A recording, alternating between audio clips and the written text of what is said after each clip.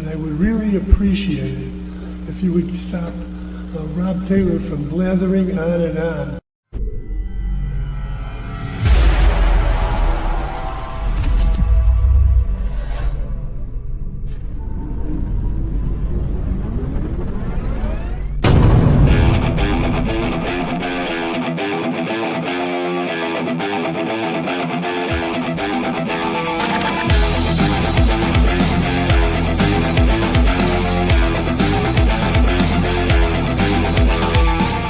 Opinions expressed by talk show hosts, callers, or guests on the Rob Taylor Report do not necessarily represent the opinions of the hosting platform, subsidiaries, sponsors, or possibly anyone else on the planet or the known universe.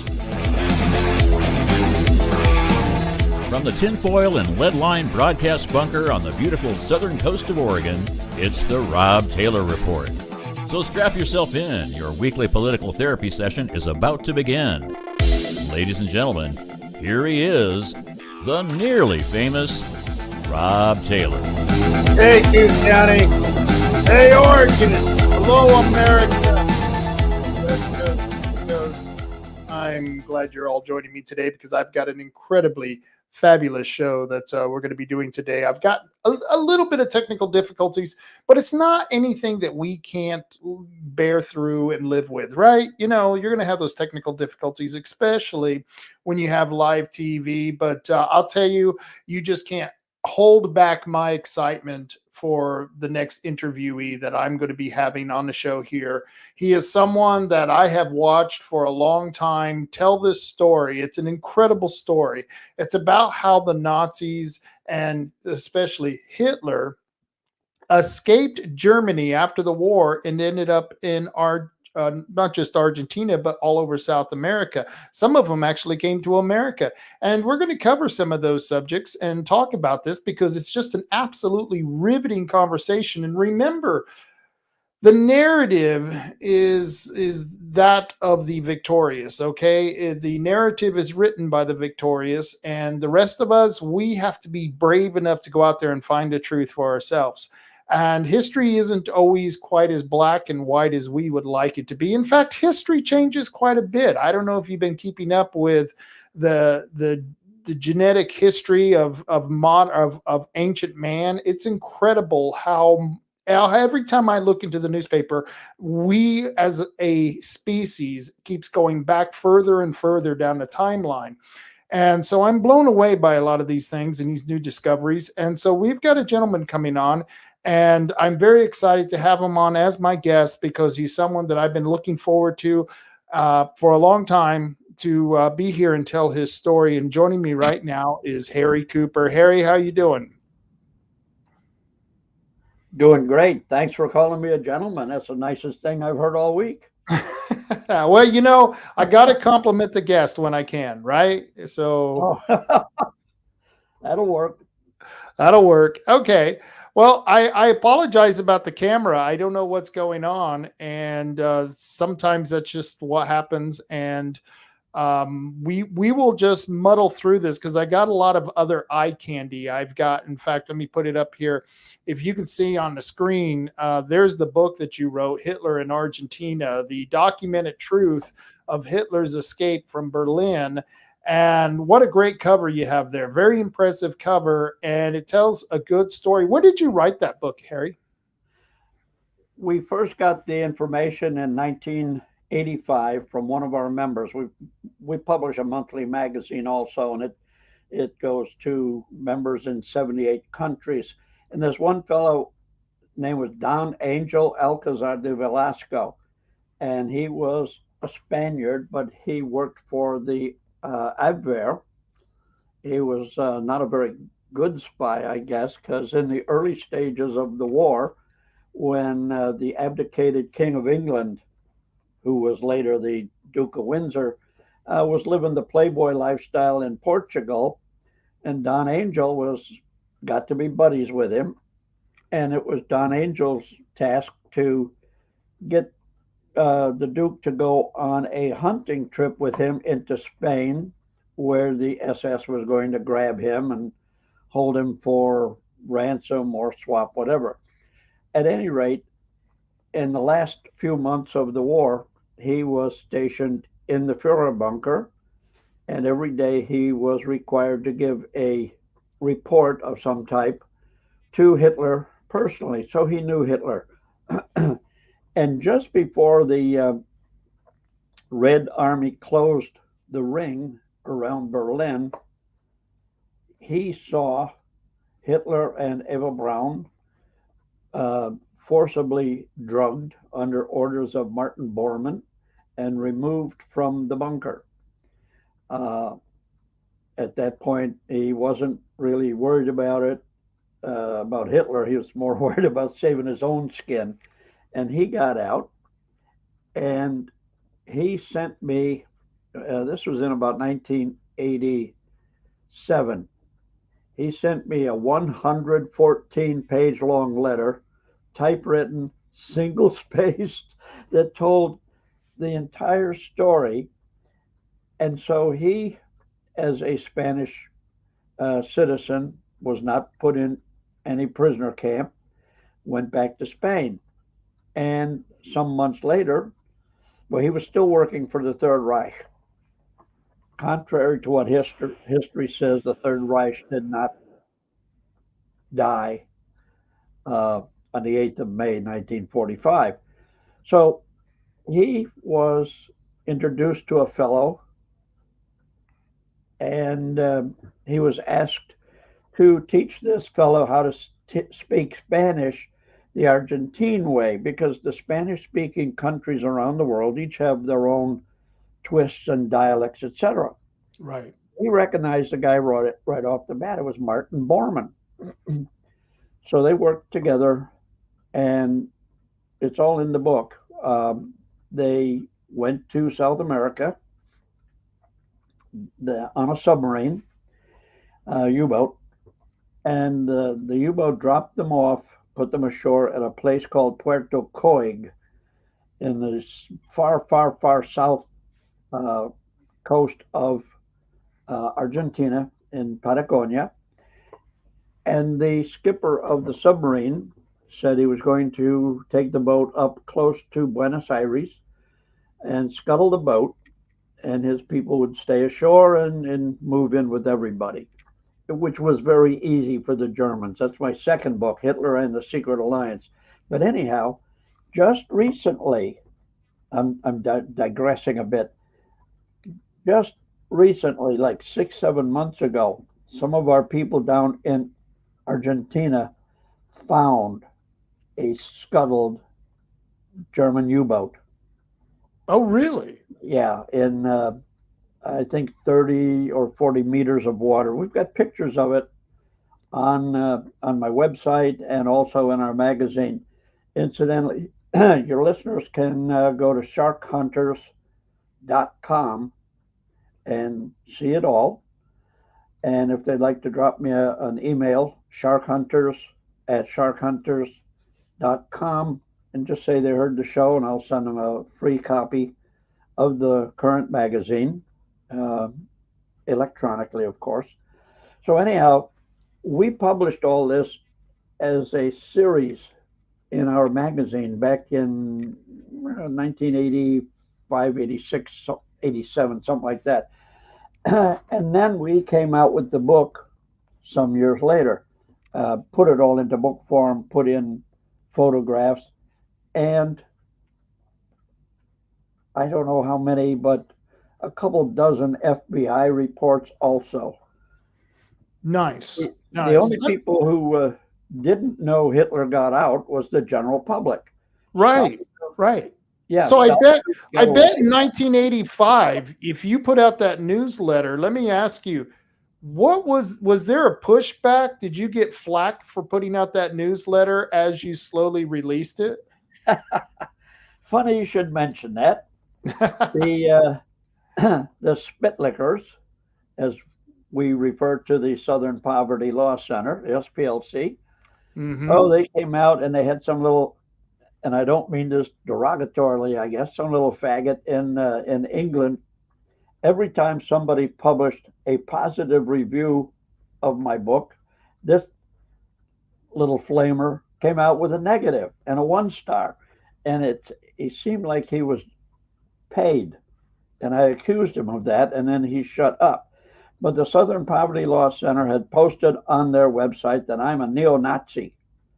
I'm not now, nor have I ever been a Nazi, neo or otherwise. I'm a Republican. You're a Republican. I'm a Republican too, and I get called a fascist, a Nazi as well, just because for some reason I have a certain point of view. Yeah, I And know. I still believe a man is a man, no matter how many operations he has. You know what I'm saying? So Amen. yeah, Amen. and because you have these type of beliefs, I'll have you know, I have had at least a half a dozen people on the show who are listed with the Southern Poverty Law Center.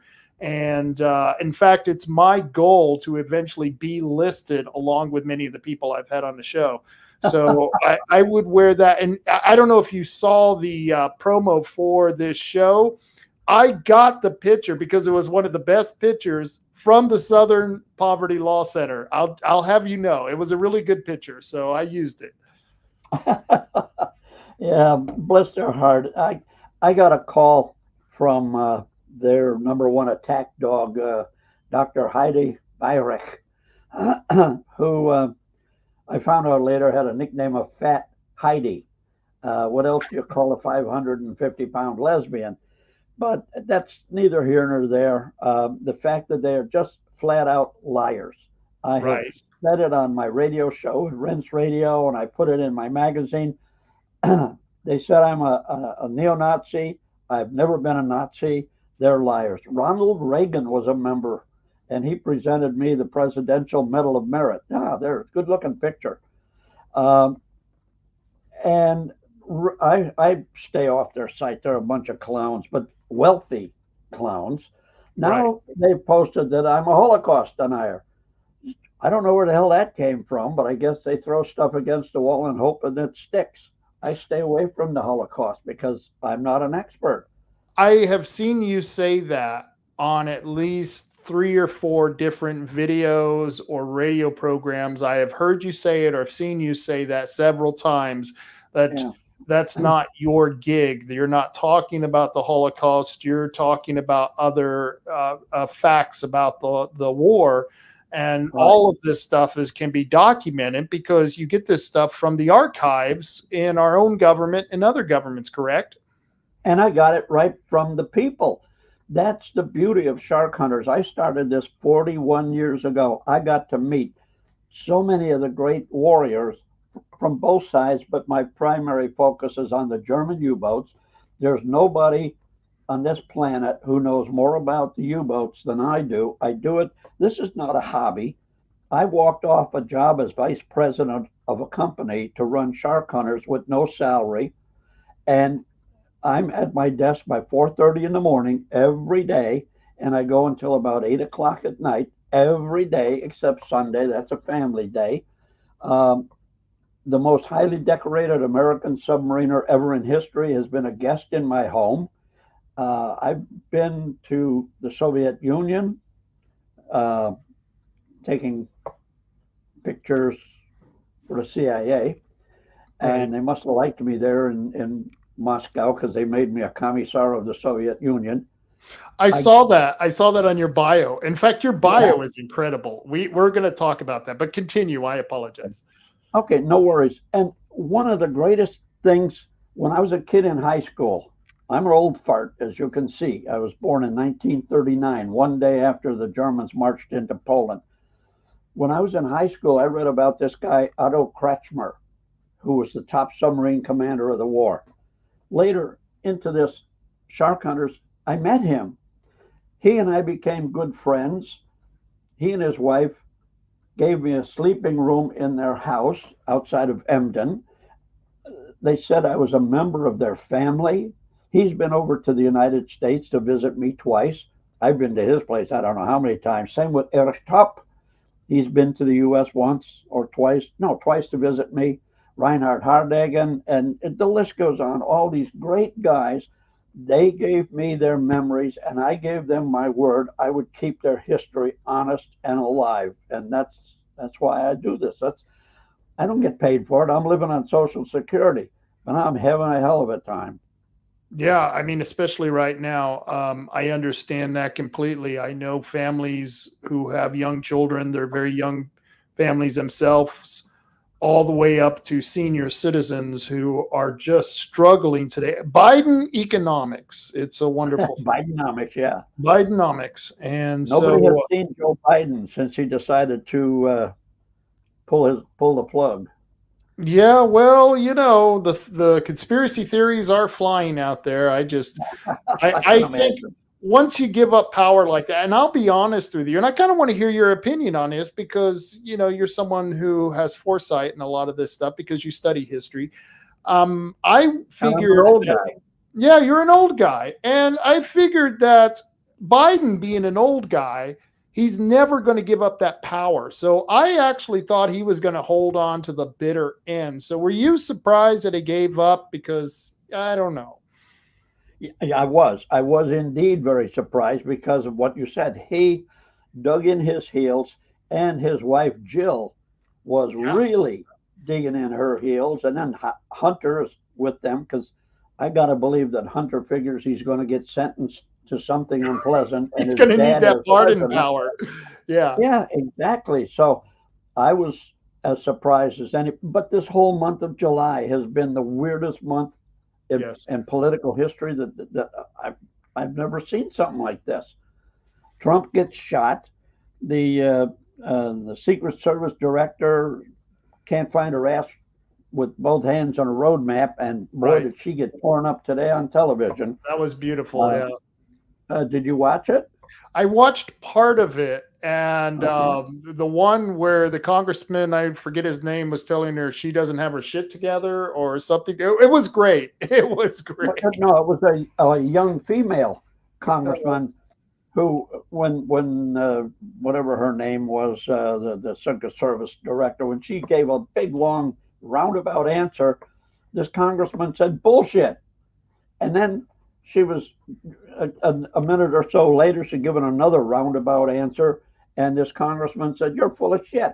You're And full of so, shit. That was it. yeah, so the narrator, the guy in charge there, he says, "We must have some decorum here."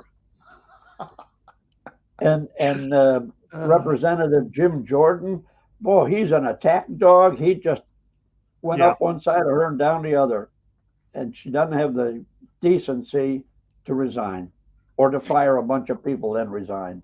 As well he should have, as well he should have. Oh yeah, And it was great they pointed out another past person who resigned under the same situation without even being right. asked. So yeah, I thought that was a very keen point.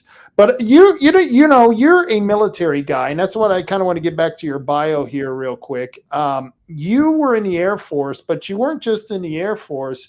You were in charge of special weapons. In fact, here it is down here.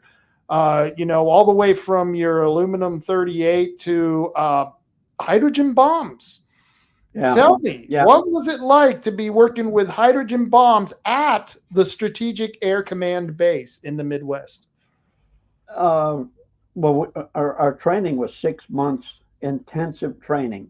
We learned the small arms in the first little bit, the aluminum 38 caliber snubby that the pilots carried. My favorite, Ma Deuce, the M2 50 caliber heavy machine gun. And that's when the Gatling gun, the M61 gun, was first coming in, and we got to fire that. But my primary career field and most of my training was spec weps, and I was put in command of a 6-man team loading hydrogen bombs onto heavy bombers in Lincoln, Nebraska, where it got 30 below zero would be the high for a week. And in the summertime, 120 degrees, you couldn't touch the skin of the airplane. It was not a dangerous job. People think, oh, God, that's dangerous. No, there are so many safeties on those weapons. You cannot have an accidental nuclear explosion. The HE, the high explosive on board, could possibly detonate, and anybody within 100 feet of the plane would be killed. But it just never happened. We never had a problem. I did that 2.5 years of my 4 years. nobody ever had an incident. They're very safe. They're Let me ask boring. you: is there radioactivity involved with that? Radioactive material? Yeah, but it's all shielded inside the weapon. Okay, so and you're still alive. You're an elderly man, and I bet you there's a lot of Quit it with other. the elderly man stuff. I'm in better Okay, shape I'm than most sorry. 60-year-old. I'll put that down. No, I can still run the 100. Okay, all right, cool. But there's a lot of guys your age who are still around who worked on the same stuff, and we have a government that they're trying to force windmills on us and solar panels and all that garbage out here. You wouldn't believe what they want to do to destroy Southern Oregon. And we keep telling them the best, cleanest energy is nuclear energy. Oh, it is. Would you agree with that after working with that? Yeah. Absolutely. Nuclear energy is the cleanest, it's the safest. But of course, you get the Jane Fonda wackos saying, oh, God, it's 3 Mile Island. It's going to blow up, kill us all. No, it ain't. It's very safe.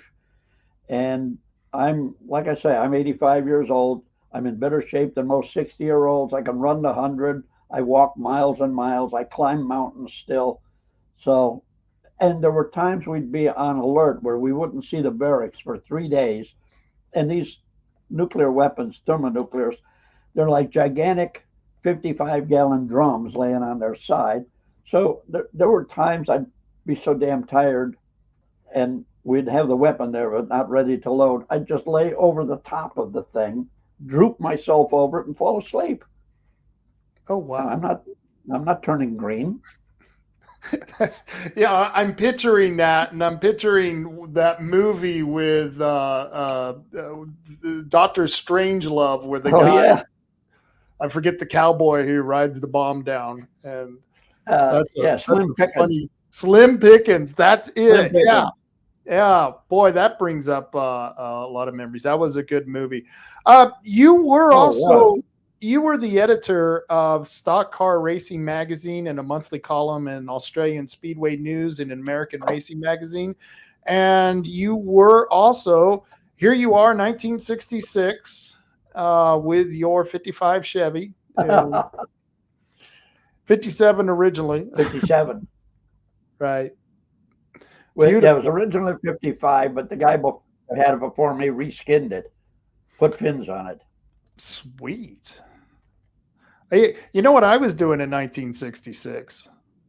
I was being born, so you had a heck of a life even before I got here. Yeah, I got a head start. You got a head start, and beautiful car, but this is the one I really like. And I from what I was reading, you got this up to some pretty incredible speeds. Yeah, we were averaging, depending on the track, between 160 and 180.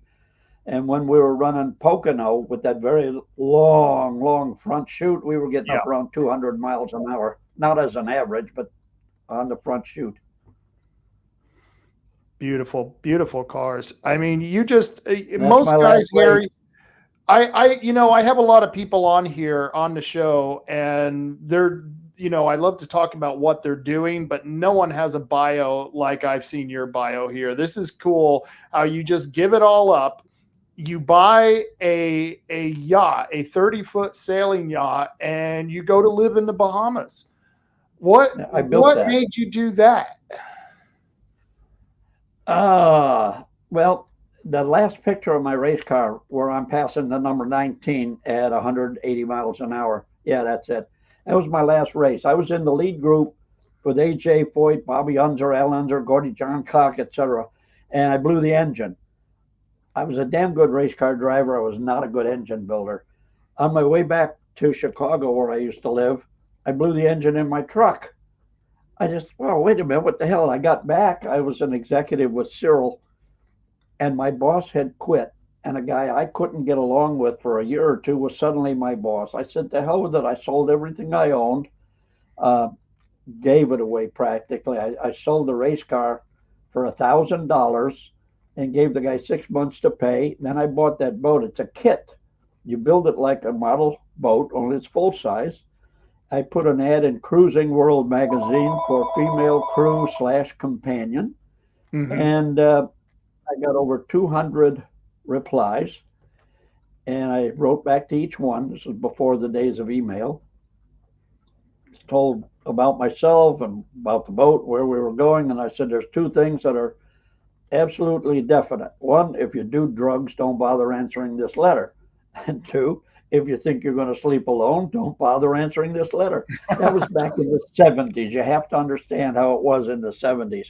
So I got 150 back. So I whittled it down, and I left Chicago with a blonde, a brunette, and a redhead that were 24, 24, and 25 years old, and I was 40. I went Nice. to the Bahamas because it's just peaceful. It's just calm and peaceful. The water is like glass, like your bathtub temperature. And I lived there for 8 years. And people would say, how could you afford to do that? And I asked them, well, what's your mortgage? Yeah, well, I don't have a mortgage. How much are you got two cars? How much are your car payments? Well, I don't have car payments. How much is your electric bill? I don't have an electric bill.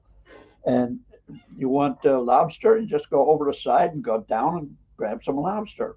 It was a wonderful life. Unfortunately, one day I had $5 left. I figured, well, gotta go back home again. But that's what got me started on the U-boats. And which is the picture that's on there now is from 1987, and Right. you were with Casey Cooper, it says here, and then on the right it says that was the Today Show. What was going on that you were on the Today Show? I had I had a really good buddy in Chicago who was a 82nd Airborne veteran, and he put together something called the International Association of Airborne Veterans. And he would put together tours every year where he'd get his guys together and go jump out of perfectly good airplanes. He suggested I do the same. So I put together our first convention, because by this time we had hundreds of members that were getting my magazine. So we put together a convention in Key Largo, Florida, and to get me out of the snow of Chicago. It was in February of '87. And at that time, Ted Turner was a member of Sharkhunters, and so I suggested, and he sent his film crew there. And the far right picture are all the U-boat veterans that came, plus me and Captain Slade, who owned the dive shop. But we had 11 U-boaters show up. 3 were skippers. 1 was a Knight's Cross winner, who was the youngest combat submarine commander of the war, maybe of all time. 4 months past his 21st birthday, they gave him a combat submarine and told him go on out and die, at a time when 9 out of 10 submarines were not coming back. They were killed on their first ride. And as it turned out, he and I became best buddies. And that was back in 1990. I imagine a lot of these guys have since passed. That's what's happening with a lot of the World War II generation. They're just every day there's more and more missing. Yeah, there are no more skippers left. The last one died a couple of years ago. That was Rudolf Ahrens, and he was a member also. You don't live forever, unfortunately. I'm going to try to change that rule, but mostly you don't live forever. Well, that's okay. That's okay. You can keep trying, because that's what the job of young men is to do, is to beat the record of older men, right? And so you're on your way. Yep. You know, and this is, before I get to the next little bit, what the German soldiers had to go through, what they were doing. And I don't think the average civilian understands this. And by no means, I've never been in the military myself, but having relatives in the military, I've understood one thing, that men join the military to defend their country, to defend their family, to defend what they believe in, the homeland. And you have to do things that you really don't want to do, because, you know, you're not thinking about the you're getting orders. You're getting orders to do something, and your job is to do it. Your job is to fight wars. Your job is to kill people, and your job is to win, because all wars most of them hopefully will be for survival. We don't want to fight them. We don't want to be in those wars. But if we have to, we want to the most badass people in the military so we can end that war as quickly. It's unfortunate that some of the wars have turned out to be nothing but a war of attrition over years and years and years. Yeah. And so just kind of respond to that. How do you, when you hear people talk so badly about a lot of the U-boat captains, about a lot of the German soldiers, to me, it's kind of like the guys who served for the Confederacy. You know what I mean? They were fighting for something that they believed in and they thought was right, and yet people they demonized them because there was so much evil at the top by the ideologues. If you subscribe to that, but there's no such thing as a good war. And I was a kid during the war years, remember, and we were taught the Germans were all horrible Nazis, all godless Nazis, machine gunning people in the water for sport. And as it turned out, that was dandy propaganda, but it never happened. Never happened. And in the early days, the U-boats would surface and come in along the lifeboats and see if people needed help.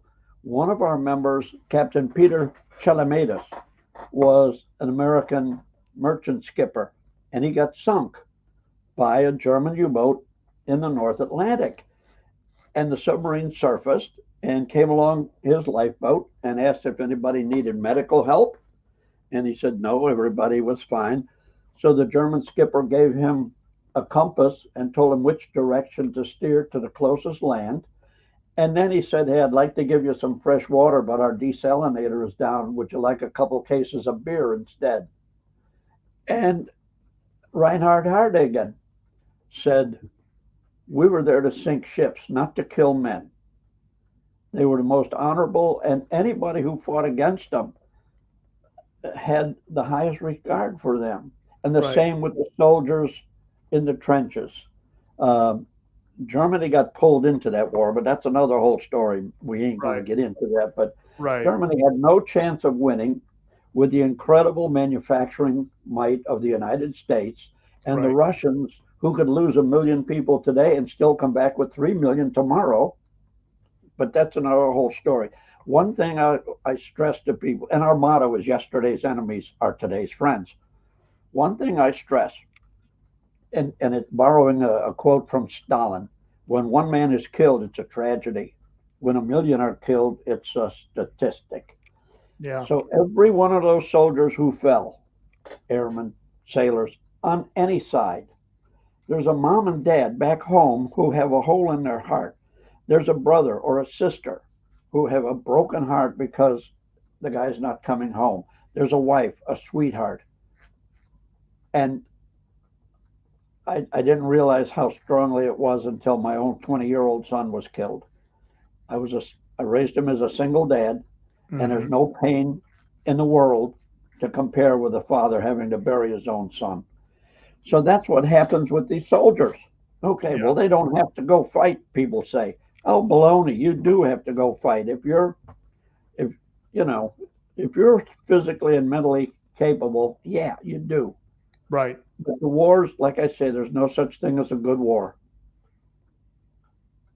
And yeah, I absolutely agree with you. And you have my condolences for your son. I could not imagine. I have a 20-year-old son, and I couldn't imagine going through that. So no, you can't. Sacrifice people, and people don't remember that. They think about the soldiers and what they sacrifice. Like you said, there is a whole family that sacrifices right along with that. And when I remember growing up as a little boy watching pictures of Vietnam, and I had an uncle who was in the Vietnam War, we were all affected by that. You know what I mean? It was you can't put it away. But let me ask you, how does an Air Forceman become in charge of the flotilla? How did you get in charge of the flotilla, Commander? Well, many years later, I joined the Coast Guard Auxiliary because I live now on the west coast of Florida, and I've sailed up and down there with my boat with my all-girl crew, and now I've settled here, and I joined the Coast Guard Auxiliary. I was the flotilla. What the hell was I? The PAO, Public Affairs Officer. And then I became the Vice Flotilla Commander, and then I was the Flotilla Commander. I was in the Coast Guard Auxiliary for 12 years. It was really nice. Help people in trouble, and give back to your community. That's a beautiful thing. That's a beautiful. Here are some of the like you said, what you got from Russia. The top one is my identification as a commissar of the Soviet Union, and the bottom one is I am still to this day an honorary Russian submarine officer in the St. Petersburg flotilla. That's our flotilla nice. Emblem up there in the corner above my picture. And nice. I have no idea what it says, but I know I'm number 1008. And you received a medal from one of my favorite presidents. I'm going to skip through here. I let's see, where was this?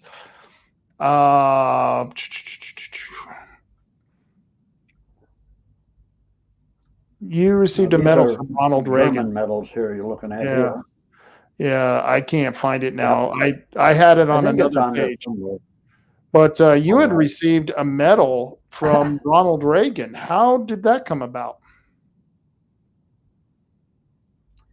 I think it had something to do with me being a volunteer. I'm picking my words with the CIA when I went into the Soviet Union. Okay. And they needed pictures of admirals.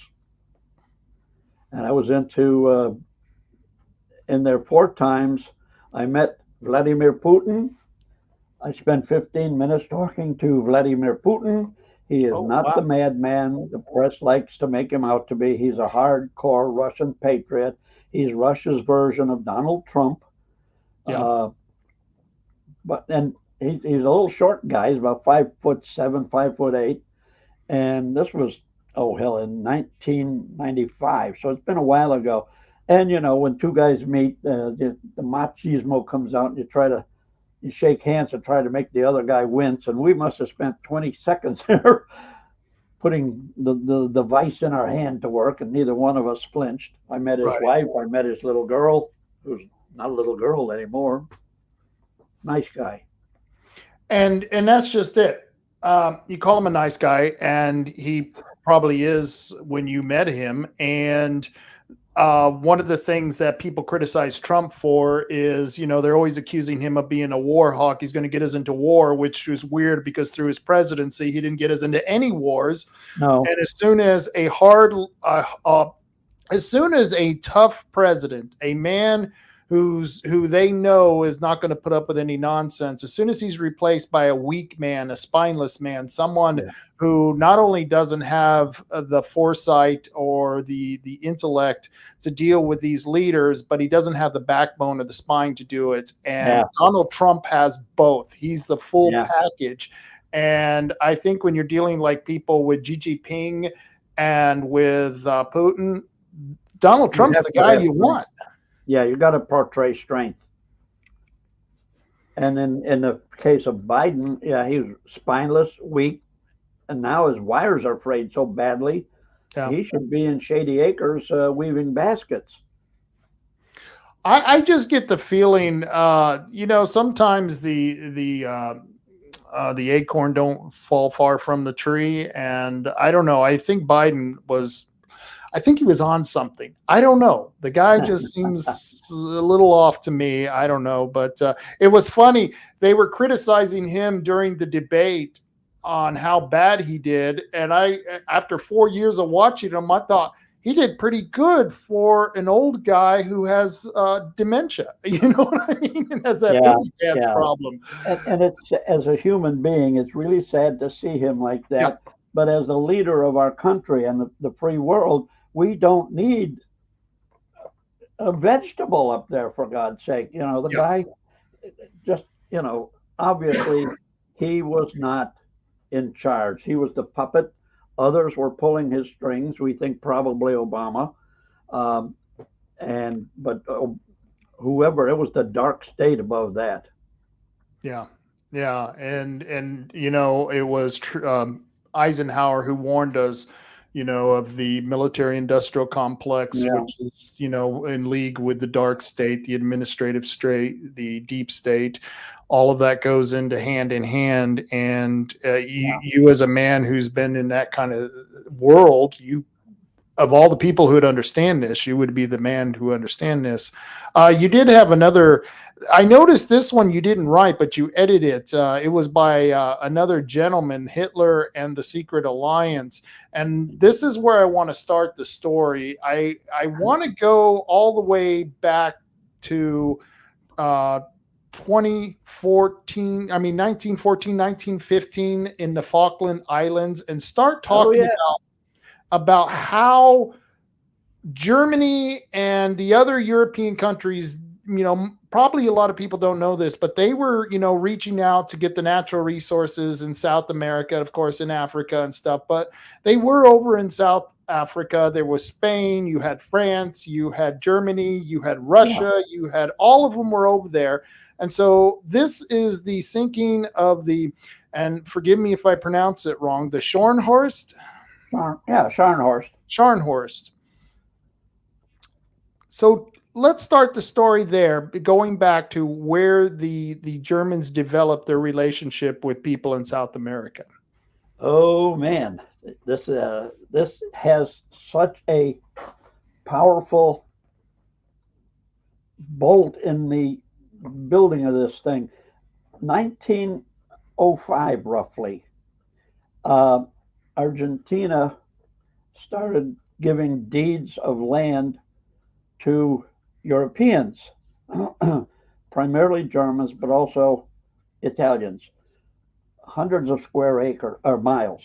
So they have an estancia, a big estancia. Well, they had indigenous people there who I think they were called Guaranis, which is the same as kind of like Indians. They didn't even bother having a war. They had a General Roja who had an army, and they would go down and somebody would say, hey, there's a bunch of these guys on my pasture and I don't want them there. So they'd just go in and kill them all. That's when the Germans and the Italians started to populate Argentina. Then in 1914 was the first Battle of the Falkland Islands, and I forget the British admiral's name, but the German admiral was von Spee, Graf von Spee. Uh, yeah, so anyhow, the two cruiser forces were trying to maintain control of the Falkland Islands. The British squadron got banged up very badly. The German squadron, every ship was sunk except for the Dresden light cruiser, and it had 1 knot speed more than the British ship, so it escaped. It went through the Straits of Magellan, and it had a young, I think he was Oberleutnant zur See, Wilhelm Canaris, and he plotted all sorts of little hidden harbors there where ships could go and hide, called Uplätja, which means it was short for unbekannt place, unknown place. And in typical German precision, he would lay out the direction you had to sail to find the entrance to this harbor, cove, whatever, how deep the water was, how wide the bay was, what the bottom was made clay or rock for anchorage, how tall the trees were. And then they got as far as Chile, and the cruiser was totally worthless. So they took it out and scuttled it, and they were all interned. Well, Canaris got out, and he went by horseback over the Andes in the middle of winter, and on the Argentine side found a little village called San Carlos de Bariloche. And he remembered that.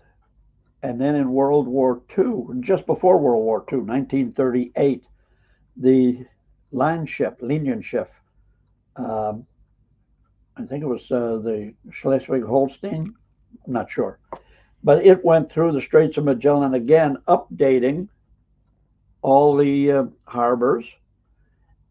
And on the British charts, they didn't show these harbors. They just showed it was land there, but the Germans had the chart showing where the harbors were. So Canaris then went back to Germany and eventually became chief of the Secret Service, the Abwehr. And that's when so many Germans came in between the wars, came into South America. All the South American countries, not so much Uruguay, because they were still pretty strong ties with the Brits. But that's how they opened the door. And then that book, Hitler and the Secret Alliance, shows just how incredibly easy it was for everybody to come in. They were coming in with papers from the Vatican, from the Red Cross. And that's why you have so many guys in South America named Kirchner, which means churchman, because they came on Vatican passports. Oh, that's and, funny. Yeah, the president of Argentina, 20 years ago, I guess it was Nestor Kirchner. Case closed. Uh-huh. Incidentally, the fellow who wrote this book, Michael Ivanheim, Yeah. there is nobody by that name. Oh, okay. That's a long story. Okay. And I can understand why they may not want Yeah. their name on there. I've been down there. I've been down to South America 11 times. And in this book, there are pictures taken back right after the war of the homes some of these guys were living in. Mengele, Bormann, etc. And I went to the same houses when I was there 10 years ago and took the same pictures, and they're in the same book together with the addresses indicating who was there. And so the first book, Hitler in Argentina, was all about Hitler and Eva Braun escaping.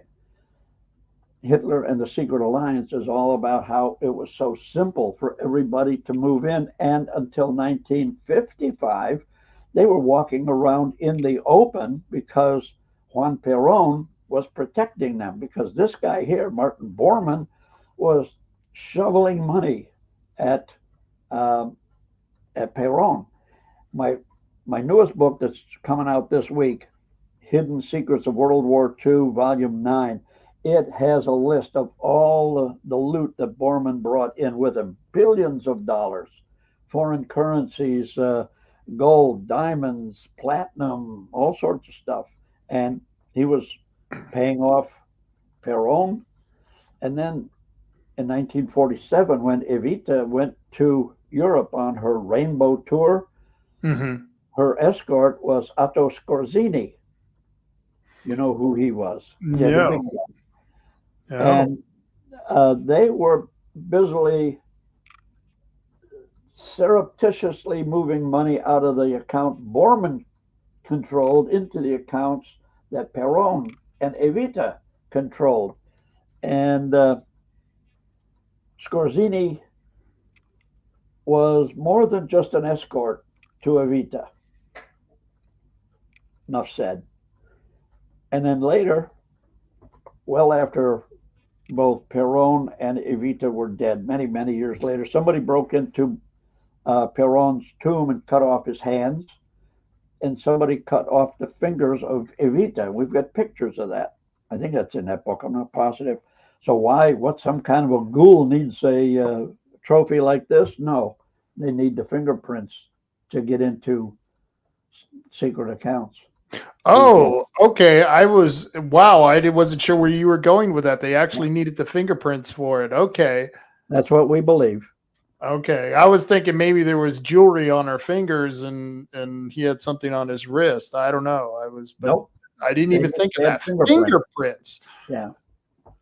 And wow. You have to understand, Evita, I know for sure, was not embalmed the way normal people, when they die, are embalmed. Yeah. She was treated by a taxidermist. And if you saw the movie, Don't Cry for Me, Argentina, or whatever, Evita, Right. Evita. The one big room where she was receiving guests and everything, that's the room where her body was laid out in state after she had died. And she laid there for 3 years. I was in that room, and off to the side is the little room where they prepared her body. And I was in that room, and all the utensils were still there.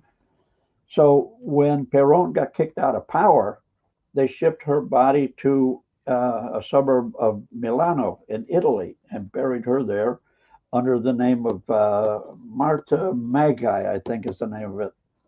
I can't remember, and I was in that little cemetery because one of our members lives in that area, and he believes that Evita is still there, but I don't know whether that's true or not. But we went to the cemetery, and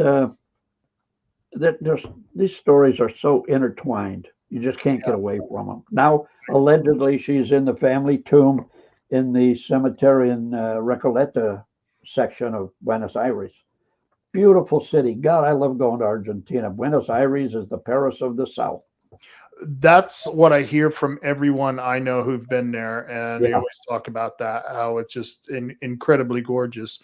Martin Bormann, what happened to all the money, the gold, the treasure, and what happened to him eventually? The money and the treasure, all I think, what they didn't go to Per3n. I think it was his plan to use Hitler as a figurehead to build a 1,000,000-man army, and then he realized, no, it's got all this money. Why? So he created 760 corporations, many of which are in business still today, which shall go nameless at the moment because you would recognize their names. Right. So the money got dispersed that way. What happened to Bormann? Of course, history says that he got into a firefight while he was on a tank near I think it's near the train station, the Hauptbahnhof in Berlin, and he got killed. Okay, well, they didn't find his body. And he was living in South America, and from what we've been able to piece together, he got stomach cancer, and Mengele, who was a doctor, was trying to help him. But in the 1950s, if you had cancer, you were toast. There was no help.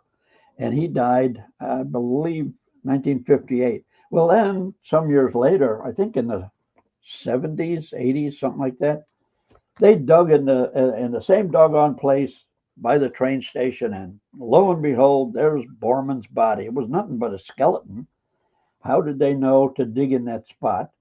How did they know it was Bormann? Does he have a little sign saying, "Hey, I'm Marty"? They found his skeleton and they did DNA, and yep, it was him. But they couldn't explain. They couldn't explain the red clay in the little niches in the bones. And I've been to Paraguay. Now, Paraguay is red clay from one end to the other. right. Okay, well, then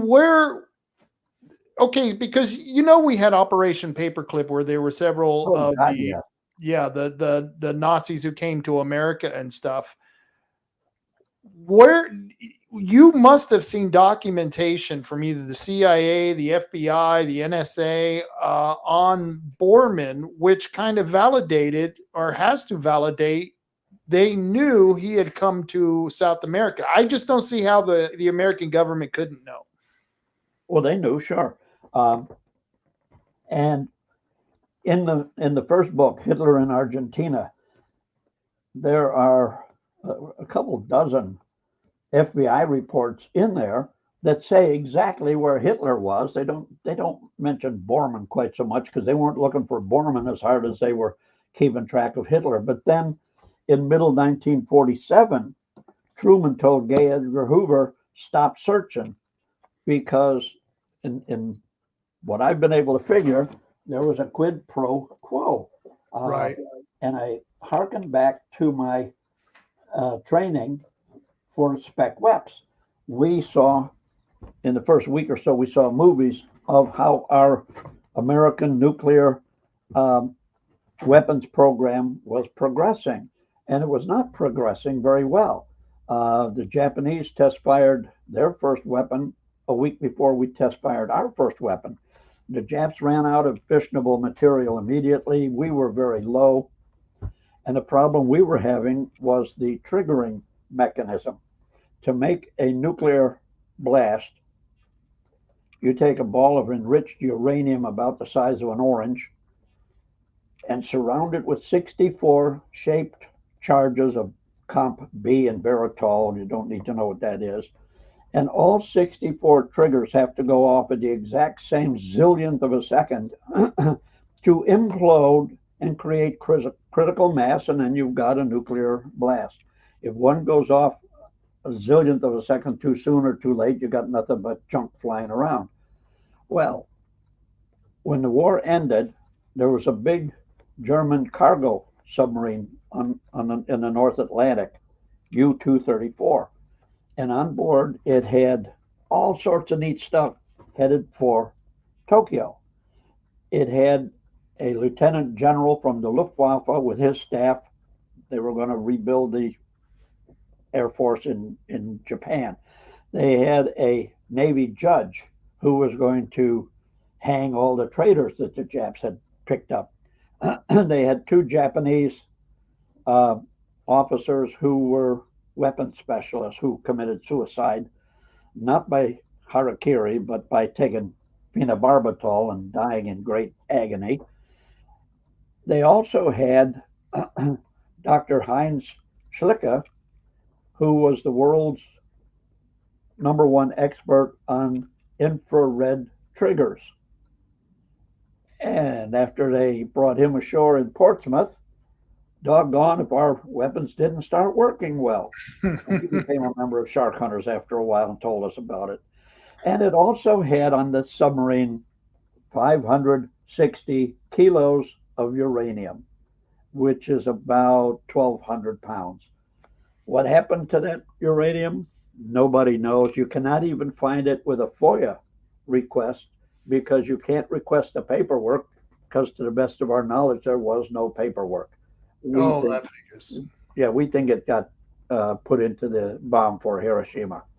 Let me ask you, if you only need, what did you say is the size of an orange, that much uranium, that's a lot of fuel for a lot of bombs, that amount of uranium, right? Yeah, but they have to refine it down from, that would be enriched. They have to refine it down to weapons grade. And remember, uranium is very heavy. It's twice as heavy as lead, which is why they're using spent uranium now in 30 caliber aircraft guns. Right. So why, let me ask you this, why didn't, that explains why they, he had told, Eisenhower had told Hoover not to continue looking for Hitler. Truman had told Hoover. Truman, okay. Yeah. And why did, do you think that it could be that also they had to keep the storyline that Hitler was dead, because if they didn't, the shit was going to hit the fan, excuse my language. No, you're absolutely right. Like I say, I was a kid during the war years, and we were fighting Germany, Italy, and Japan. And then after about middle 1943, when it was obvious we were going to win, then we were no longer fighting Germany, Italy, and Japan. We were fighting Hitler, Tojo, and Mussolini. Right. They personalized it so they could rebuild the countries.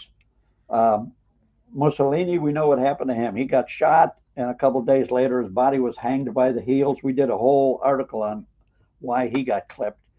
And we know what happened to Hideki Tojo. He shot himself, didn't do the job. We nursed him back to health and then hanged him. Right. But Hitler, the one they claimed was the worst of all, they can't say, well, we got 2 out of 3. Nobody would stand still for that. So that had to put the end to the war. Hitler's dead. They're all dead now. Let's go on and rebuild all these nations and have peace again. But then your next question, I'm sure, as most people, why didn't they go after him? And I ask, who is they? Or Israel, why didn't Israel go after them? Well, Right. in 1945, there was no Israel. Oh, well, what about the Mossad? Well, if you don't have Israel, you don't have Mossad. Then you see the light bulb come on over their head. The U.S., why didn't we go after them? Well, two reasons. The quid pro quo, leave Hitler live his life out there where he can't bother anybody, and we'll give you all this stuff, like you say, Operation Paperclip. We got all the jet technology, the rocket technology, the Type 21 U-boats. We got thousands of scientists somewhere in my pile of files here. We have the list, about 30, 40 pages long, of the people who came over in Paperclip, what their specialty was, what company in the United States they were working for, and how much money they were getting paid each week. Oh, wow. Yeah. And I've always heard it's not thousands, it's tens of thousands of Germans who came over here after the war. Yeah. And And went to South America as well. yeah. That many. For that- instance, I'm sorry, go ahead. I was going to say that's just mind blowing, because this is not the history that we're taught in school still, and I mean, Yeah. I'm a few years younger than you, and yet my kid is still being taught the BS that they're yeah. shoveling out. Sure. When do you think America is going to say, look, this is what happened, and don't get upset with us? I don't know. It just seems like Water under the bridge. Water under the bridge. For instance, the Focke-Wulf FW-190 was the hottest fighter plane the Germans had. It was designed by Professor Kurt Tank. When the war was over, he didn't want to go to the Soviet Union. He didn't want to come to the U.S. He went down to South America. He went to Argentina, along with 50 other aeronautical engineers and their families. These guys were not hunted or wanted. The Argentine Air Force set him up in Cordova City, which is the headquarters of their Air Force.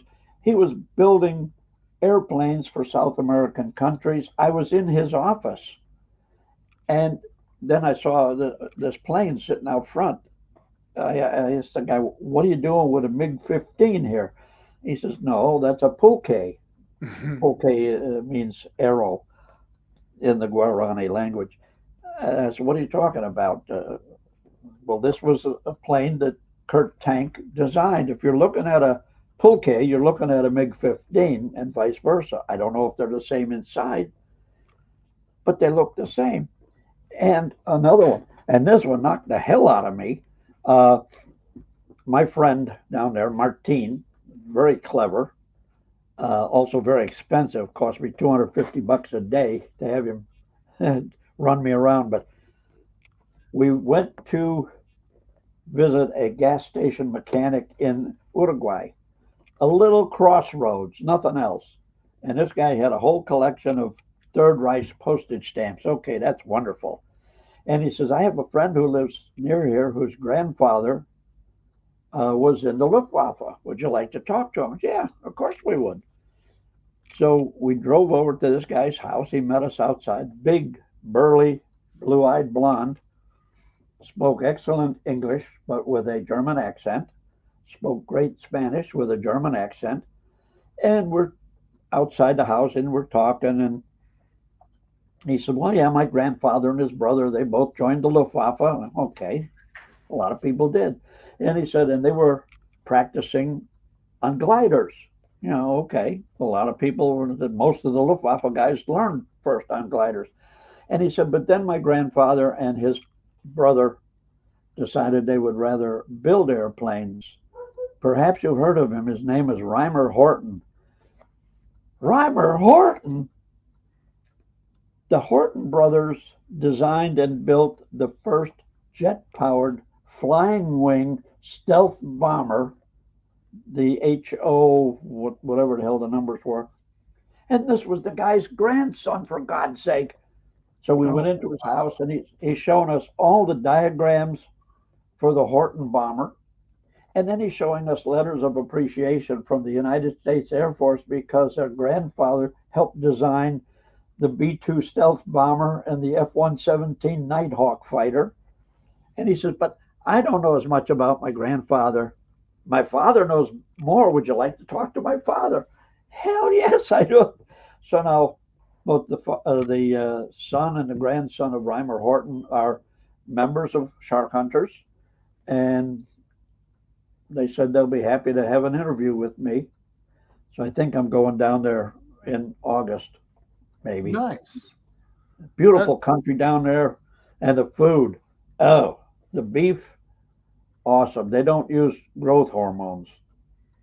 Okay, Oh, so it still has flavor. Yeah, that's yeah. nice. I got to rambling. I'm sorry. Oh, that's okay. Yeah, no, I'm enjoying this very much so. And what I was thinking while you're telling me this is this must have been a boon time for South America, because you've got all this technology, advanced technology, because the Germans were on the cutting edge, and they're coming to literally third world countries bringing this technology. I'm very surprised, because there is a lot of upheaval in South America, but I'm surprised there wasn't more between the different countries who were bidding over these Nazis and people who were technically advanced. Yeah, the majority of the brain trust went to Argentina until, like I say, 1955, when Perón got ousted in a bloody coup. So then they didn't have their protection anymore. That's why, when people say, why didn't the U.S. go after Hitler? Well, we already talked about the quid pro quo. Right. The other reason is because they were paying Perón so much money, it would have taken an armed invasion to get him. I know people are thinking, well, they got Adolf Eichmann. Yeah, but it was in 1960 or 61 after Perón was out of power. Eichmann had no money. He was working on the assembly line at Mercedes of Argentina. He's an older guy, older, yeah. He was in his 40s, half my age. But he would ride the bus 3 hours to get to the plant, work all day, and then ride 3 hours back. And so 5 young, well, physical, trained Mossad guys could grab this old man, gag him, drug him, and they kidnapped him and took him back to Israel. We know how that story went. Right. But we don't hear about the other ones. Mengele, he had a place up in Paraguay. I've been there, called the Tyrol Hotel. Now, that was my best friend, Hans-Georg Hess, with the submarine. And so this old lady who knew him showed me his room, which was room 26, because it had a big double bed, shower, etc. And if he had friends there, which I assume would be his bodyguards, they had room 28, which had a double bed and 3 singles. Well, one day, I guess they were flush with victory after grabbing Eichmann. There were 6 Mossad agents coming through the front gate of this place, and the owner shoved Mengele out the window in his underwear into the jungle. This place is in serious jungle. And so these Mossad guys never caught Mengele, but they had their throats slashed and their bodies dumped into the jungle. So we don't hear about the failed. Yeah, and that's what I remember hearing about, the stories of the Mossad going there and not having the protection of the government. In fact, the government was protecting the Germans, and it was very dangerous for them, because not only are they going after people who are well trained, who are well armed, but you got a government protecting them. I mean, that takes cojones to do that. Yeah, there was another situation in one of my Hidden Secrets books. We're up to volume 9 now. I can't remember which one it was, but here we are, 1947, in San Carlos de Bariloche, which is about 700 miles southwest of Buenos Aires.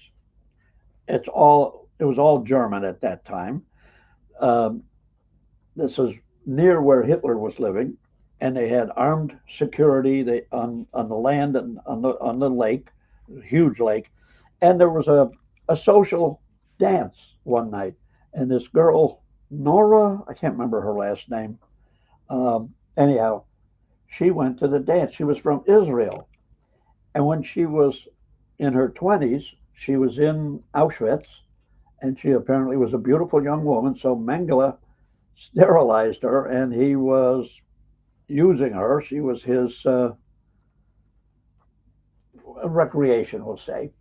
So Okay. here we are, 20 years later in the early 60s. She, for some reason, she was a nurse in Israel. All of a sudden, now she's down in San Carlos de Bariloche. Why? Nobody knows. She went to a dance, and suddenly she's face to face with Mengele, the guy who used to use her for comfort. They saw each other for about 2 seconds. They each turned around and went different directions. And a couple of days later, this woman went mountain climbing. Doggone if she didn't fall off the side of a mountain. Yeah. Yeah. I Accidents imagine happen. accidents like that do happen. It was like a friend of mine when we lived out in the desert. A lot of people go missing out in that desert. So yeah, That's what I heard. it's so I just got to ask you about a few other people because it's there were a lot of members of Hitler's top officers and stuff. So I just want to verify, if what they said happened to him actually happened to him. And the first one I got is Hermann Goring. We know what happened to Goering, but there was a little front story to that. First off, he was down in Berchtesgaden, down in southern Bavaria, and the war was just about over. Bormann was in Berlin, and he and Goering were not best buddies. So he sent word to Colonel of the SS Bernhard Frank, who was later a member of Sharkhunters, told Mhm. him to arrest Goering. So he arrested Goering, and then he said, hell, the war's almost over, only a few days to go. So he didn't put any guard on Goering, and Goering got away. He went down into Austria to the town of Bruck at Fishhorn Castle, where he met with the staff of U.S. Army General Robert Stack.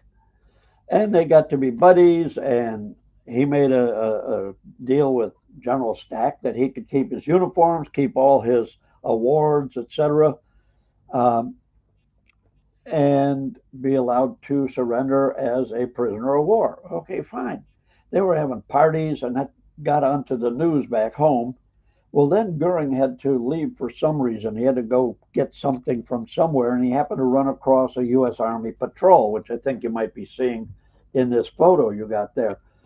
And a young U.S. Army lieutenant arrested him, who he later became a member of Sharkhunters too, that lieutenant. And Goering says, "Well, hey, I have an agreement with General Stack." And the lieutenant says, "Well, that's in a whole different army command." He said, "You're under arrest," and then we know what happened to Goering. He wound up at the prison in Nuremberg, Right. and just before he was supposed to be hanged, he got his cyanide capsule, but they still took a picture of him with a rope around his neck. But he died like it's shown. Wow. Wow. Okay. How about Joseph Goebbels? He's kind of a riddle. We don't know what happened to. I don't know what happened to Goebbels. Oh, really? Wow. This is what I'm saying. You get so much from history, what they tell you, and you're gullible when you're young, and you go, oh, okay, well, that has to be true. And we buy into it. And then you go down the road and you find out, well, the ending's kind of fuzzy. You know I what I'm was in, saying? And yeah. I had a group over there a couple times in Berlin, and we were in his home, which was abandoned after he and his family left. The Soviets took it over, and then they went. When the Soviet Union evaporated, December '91, it just left empty. And we all know of the famous big window in Hitler's Berghof that would go down and up. Goebbels had two of them windows, and they still worked. I pushed the buttons, and windows went down and back up. We oh went wow. down in the cellar. and the entrance to his tunnel and bunker system was still there. We went down into the bunkers a bit. But the German government, they're stuck between a rock and a hard place. It's worth a ton of money. So every once in a while, somebody will say, let's auction it off. And we got a lot of money. And then somebody will say, oh, wait, some wealthy neo-Nazi might buy it and make it a shrine. And then it goes quiet for another couple years. But Goebbels, I don't, that's a little riddle. His family, that's another story, but you don't want to go into that one because it'll twist your mind a bit. Okay. All right. And Heinrich Himmler. Yeah, he allegedly committed suicide, but we think that the Brits did him in. They buried him up in Lüneburger Heide, and I think they've recently found his body. We were going to go looking for it some years ago with ground penetrating radar, but his daughter asked us, please leave him be. I was supposed to have dinner with his daughter, but then she got injured and it never happened. And once again, there that is, you know, you have a family and you know, they've already suffered. How much suffering do you want to bring upon them? I can completely understand that.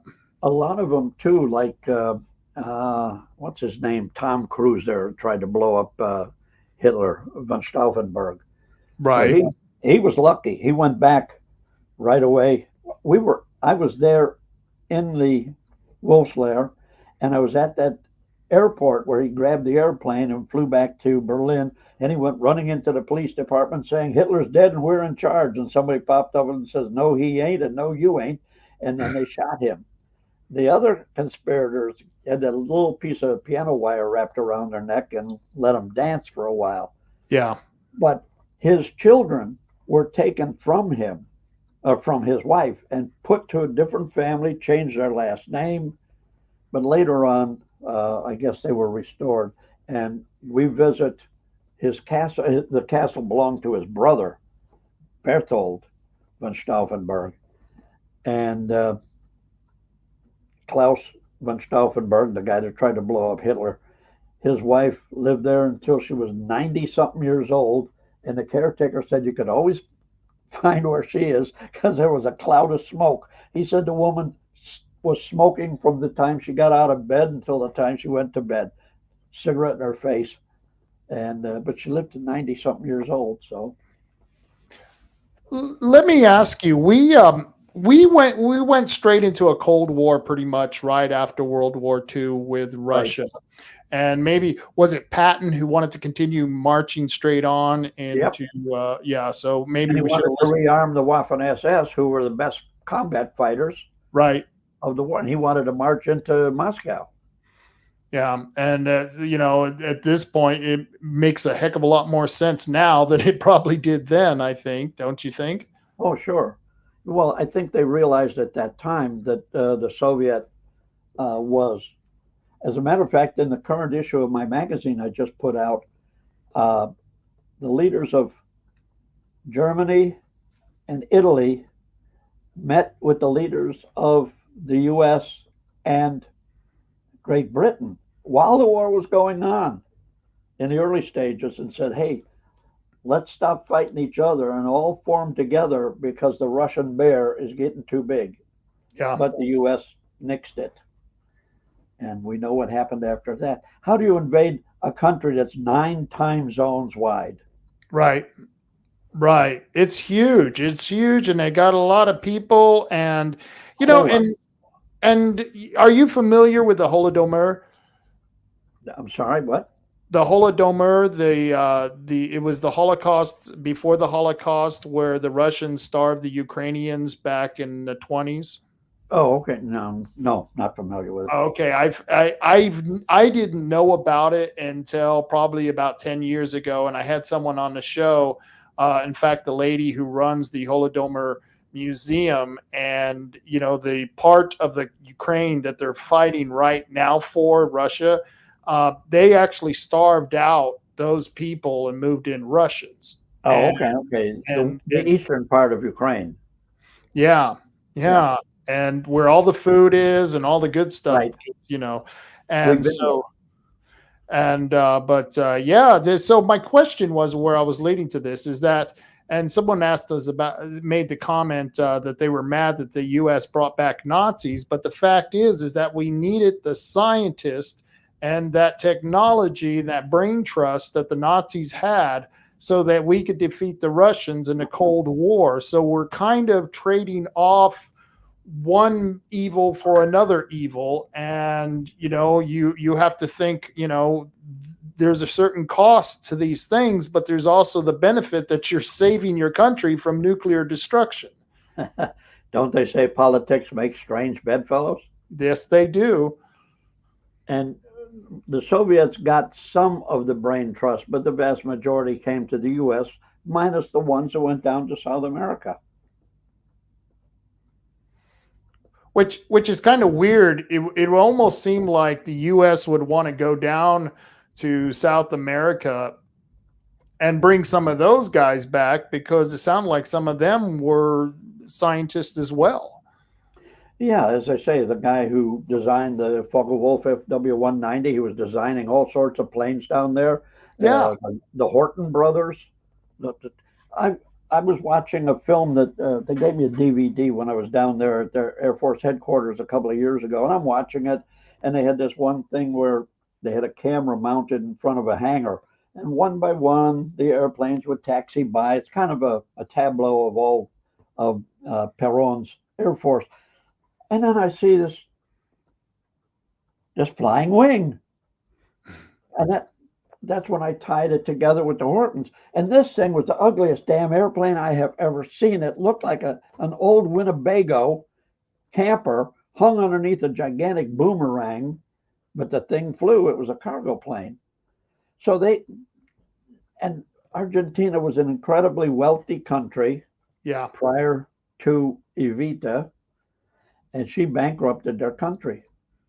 She had two whole huge office buildings, and I've been in them both, where every office was a guy giving away money. You need to make a car payment? Oh, here's money. You need to make a house payment? Here's money. You need groceries? Here's money. And bankrupted the country. They're still struggling. Last time I talked to my friends down there, their inflation was 200%, for God's sake. We think we had it bad under Jimmy Carter, and now under Biden with 17%. They had 200%. It's just incredible. And, that's something else that always, has always fascinated me about the economics of Germany. There were several schools of thought. You had the communists, the central planning, the National Socialists, basically, versus the International Socialists when you compare the fascists to the communists. And they also, too, believed in corporatism. And there was still people like Ludwig von Mises who preached American-style free market capitalism, which we've kind of lost in the last 70 years. But it's strange that they would go, that you would have fascists in Argentina, but yet the government seemed to be more further down socialism to communism. It sounds like they were just completely passing out the money on this welfare dole. Yeah, and it was bankrupting the country, which I think is one of the major reasons they had their uprising, their coup d'etat. Mm-hmm. And that's when things changed, I guess. Per3n had to scram over to some other South American country, then to Spain. Evita had already died from cancer. And so they went around nationalizing everything. It just got to be a goat rodeo.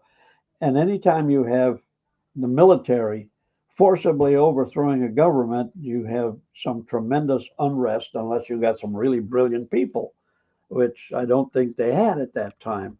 Right. And shortly after the coup, it was against the law to even say the name Per3n. And when I was there in 2008, my first time, I was told don't say the name Perón out in public. Now the Peronista party is the biggest political party, and Evita is now referred to as Santa Evita. Oh my. Oh Yeah, wow. quite a place. That is quite a place. That is something else. Yeah, no kidding. It's funny how that pendulum swings, doesn't it? Yeah, and we don't realize. Yeah, that was my best friend in Germany. He was the youngest combat submarine commander, and that's his boat. I was Uh, going to ask about that, and it's yeah, a U995. What is that compared to any of the others? Is that like the later model, the earlier model? no, What are that's you? the Type 7. That's their medium range submarine. They built more of those than anybody else in the world ever built submarines. They had like 800 of these things. That's the only one left in the world. Because after the war was over, whatever was left, some were given to France, some were given to England, most were broken up or scuttled. This one was one of four that was given to Norway, and I can't remember what her name was in Norway, but then there was one in Spain, and Spain offered to sell it back when it decommissioned it, sell it back to the German government for 1 peso or whatever, a token. And the German government says, hell no, we don't want it. So they broke it up for scrap. This one, Kaura, that was the name of this boat in Norway, Kaura.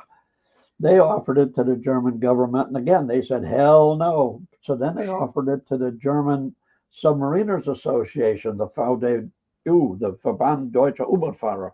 Mhm. They said, yes, we have a place for it here. So it's open to the public. You go in the stern section, you see the ladder back there, the stairway, Yeah. and you come out up forward. We got special permission to do some filming up on the conning tower.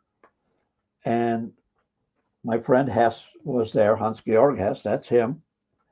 And so we were on the conning tower, and I dropped down onto the deck.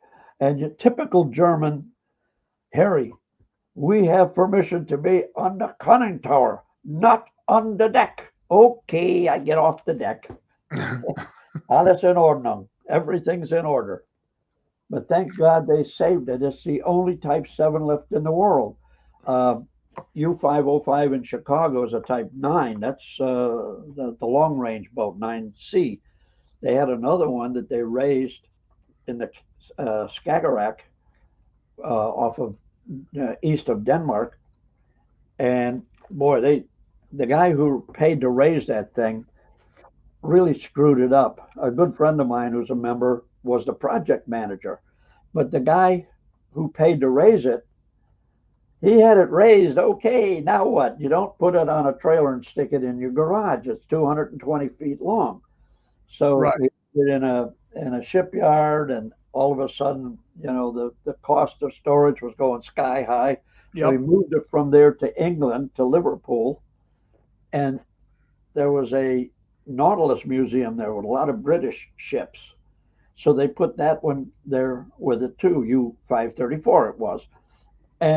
But it was up on uh, Ballards like U995 here is, and it was its own profit center. It had its own little ticket booth. Uh, the other boats were all part of that museum. This one was its own. Well, it was on the shore by a bunch of deserted warehouses. Well, somebody came along, bought out all the warehouses, turned them into high buck apartments, and then told them get that submarine out of here. And they were going into bankruptcy. They were about to break it up on site. And then finally, the Merseyside Ferry Company. Remember, ferry crossed the Mersey with the British. Mhm. Ferry crossed the Mersey. They brought it down to the Liverpool Merseyside ferryboat station and cut it into 5 sections so that people can look at it now. But those are the only two Type 9s left in the world. This is the only Type 7. They've got a Type 21 up in Wilhelmshaven, but it's not a full-size Type 21. It was shortened up. The big MAN diesels were taken out and smaller Mercedes diesels were put in, so it became a coastal boat, because the world gets nervous when Germany has long-range submarines. Yeah. Well, let me ask you, are there any U-boat museums in the United States that people can go look at these things? Not a straight out U-boat museum, but at the Museum of Science and Industry, there's the U-505. It's beautifully preserved. But I remember as a kid, you go there, you go through it, field trips, and it was free. Going into the museum was free. Everything was free. I think it cost you 50 cents if you wanted to go onto the submarine or into the coal mine. Excuse me. But now it costs you 20 bucks to park your car in the lot, 20 bucks to walk in the door, and then you're not guaranteed of getting on the boat. We had a special tour set up for us a couple of years ago. One of our members, Larry Kagan, who lives in Chicago, did all the legwork and set it all up. It's a beautiful place, beautiful museum, and it's the only enemy man of war captured on the high seas by the U.S. Navy since the War of 1812. Cool. Oh, that is cool. I'd love to go there and check that out. That is neat. It's worth your trip. It's beautiful. And the first skipper of U-505 was a member. The helmsman, the diving planesman, and a couple other members of U-505 were members of my Sharkhunters. Some of the guys who were on the U.S. Navy ships that captured it, they were members of Sharkhunters. We all got together at the conventions, and everybody tried to outdrink the other one. Well, of course. Well, of course. And of course, you had Irish whiskey, right? No, I was into Bloody Marys mostly, but our first convention, February of 1987. That's the last time I was ever drunk. I was so damn drunk I couldn't see straight, and I was there a couple of days early. So the day before the convention started, my friend and I were just drunk as a skunk. We decided to go scuba diving, and my very first dive, I went knees first into a bed of fire coral, which was exciting. Yeah. And then after an hour in the water, we got back on the dive boat with the diesel fumes and the rocking of the boat. We went to another dive site. All the divers went in the water except Herb and myself. And we were green. We were turning green. So the boat skipper saw, he pulled out his sandwich, which is a tuna fish sandwich, and he stuck it under Herb's nose and said, "Hey, want a bite?" Oh, boy. And Herbie fed the fish over the rail. That was the last time I was ever drunk. I just gave it up. I was a younger man then. Hell, I was 47 years old back then. Well, it happens. I'm waiting for the age when it happens to me, but then I don't get drunk anymore. I'll have a few drinks, but getting drunk, like you said, that was okay when I was 25, 35. Right. Now, not Part so of the much. image. Right. Get drunk, chase women, fall on your face, look stupid, Mm-hmm. and maybe wake up in your bed with a nice looking lady that you met before. Usually they weren't as nice looking the night before as they were the morning after. For some reason. You go to bed with a 10 and wake up with a 1. Yeah, always. It always happened. It was like, wow, you were so much better in that dark, smoky room that I was really wasted. I was half gassed. Yeah. Yeah. Yeah. Maybe So let's get the same about us. Moving right. along. So let's get back to why I had you here. So here is a picture of Hitler and Eva Braun, and you have many of the documentation to show. You have the eyewitnesses to show that they actually went to Argentina. And could you give the story, because you got to the point where you were talking about them leaving Germany and how Bormann got them smuggled out. How did they get to Argentina? Was Argentina the first place they went? No. There were a couple of guys, I hesitate to use the word plagiarized, but two different wrote books after my book that read an awful lot like my book in some sections. But they both books claim that Hitler and Eva Braun escaped on board U-530, a Type 9 submarine. Absolutely ludicrous. Hitler was claustrophobic, and he got seasick looking at a bowl of soup. To think they spent 2 months in a stinky, smelly little tube rocking around, that's ridiculous. And U-530 was already 3 days out to sea when Hitler was still seen in the Führer bunker. U-530 went to New York City on a combat patrol. He met with U-873 there, and they fired at ships. Oh, And wow. also, uh, and then they got the surrender order while they were there at New York. So they were supposed to surrender to the nearest Allied, which would have been Portsmouth, New Hampshire for them. But somebody on board says, "Hey, I got relatives in Chile. Let's go turn ourselves in down in Chile where we can just live normal." So they were headed south, and they got as further south than Punta Mogates, which is way south on the Patagonian coast, and they ran into heavy weather and it used up too much fuel. So they put back to Mar del Plata, which is the big Argentine Navy base, one of them. And so they put in there. Also, the skipper of that submarine later became a member of Sharkhunters. We wrote back and forth, and he swore on his honor that he had no passengers aboard.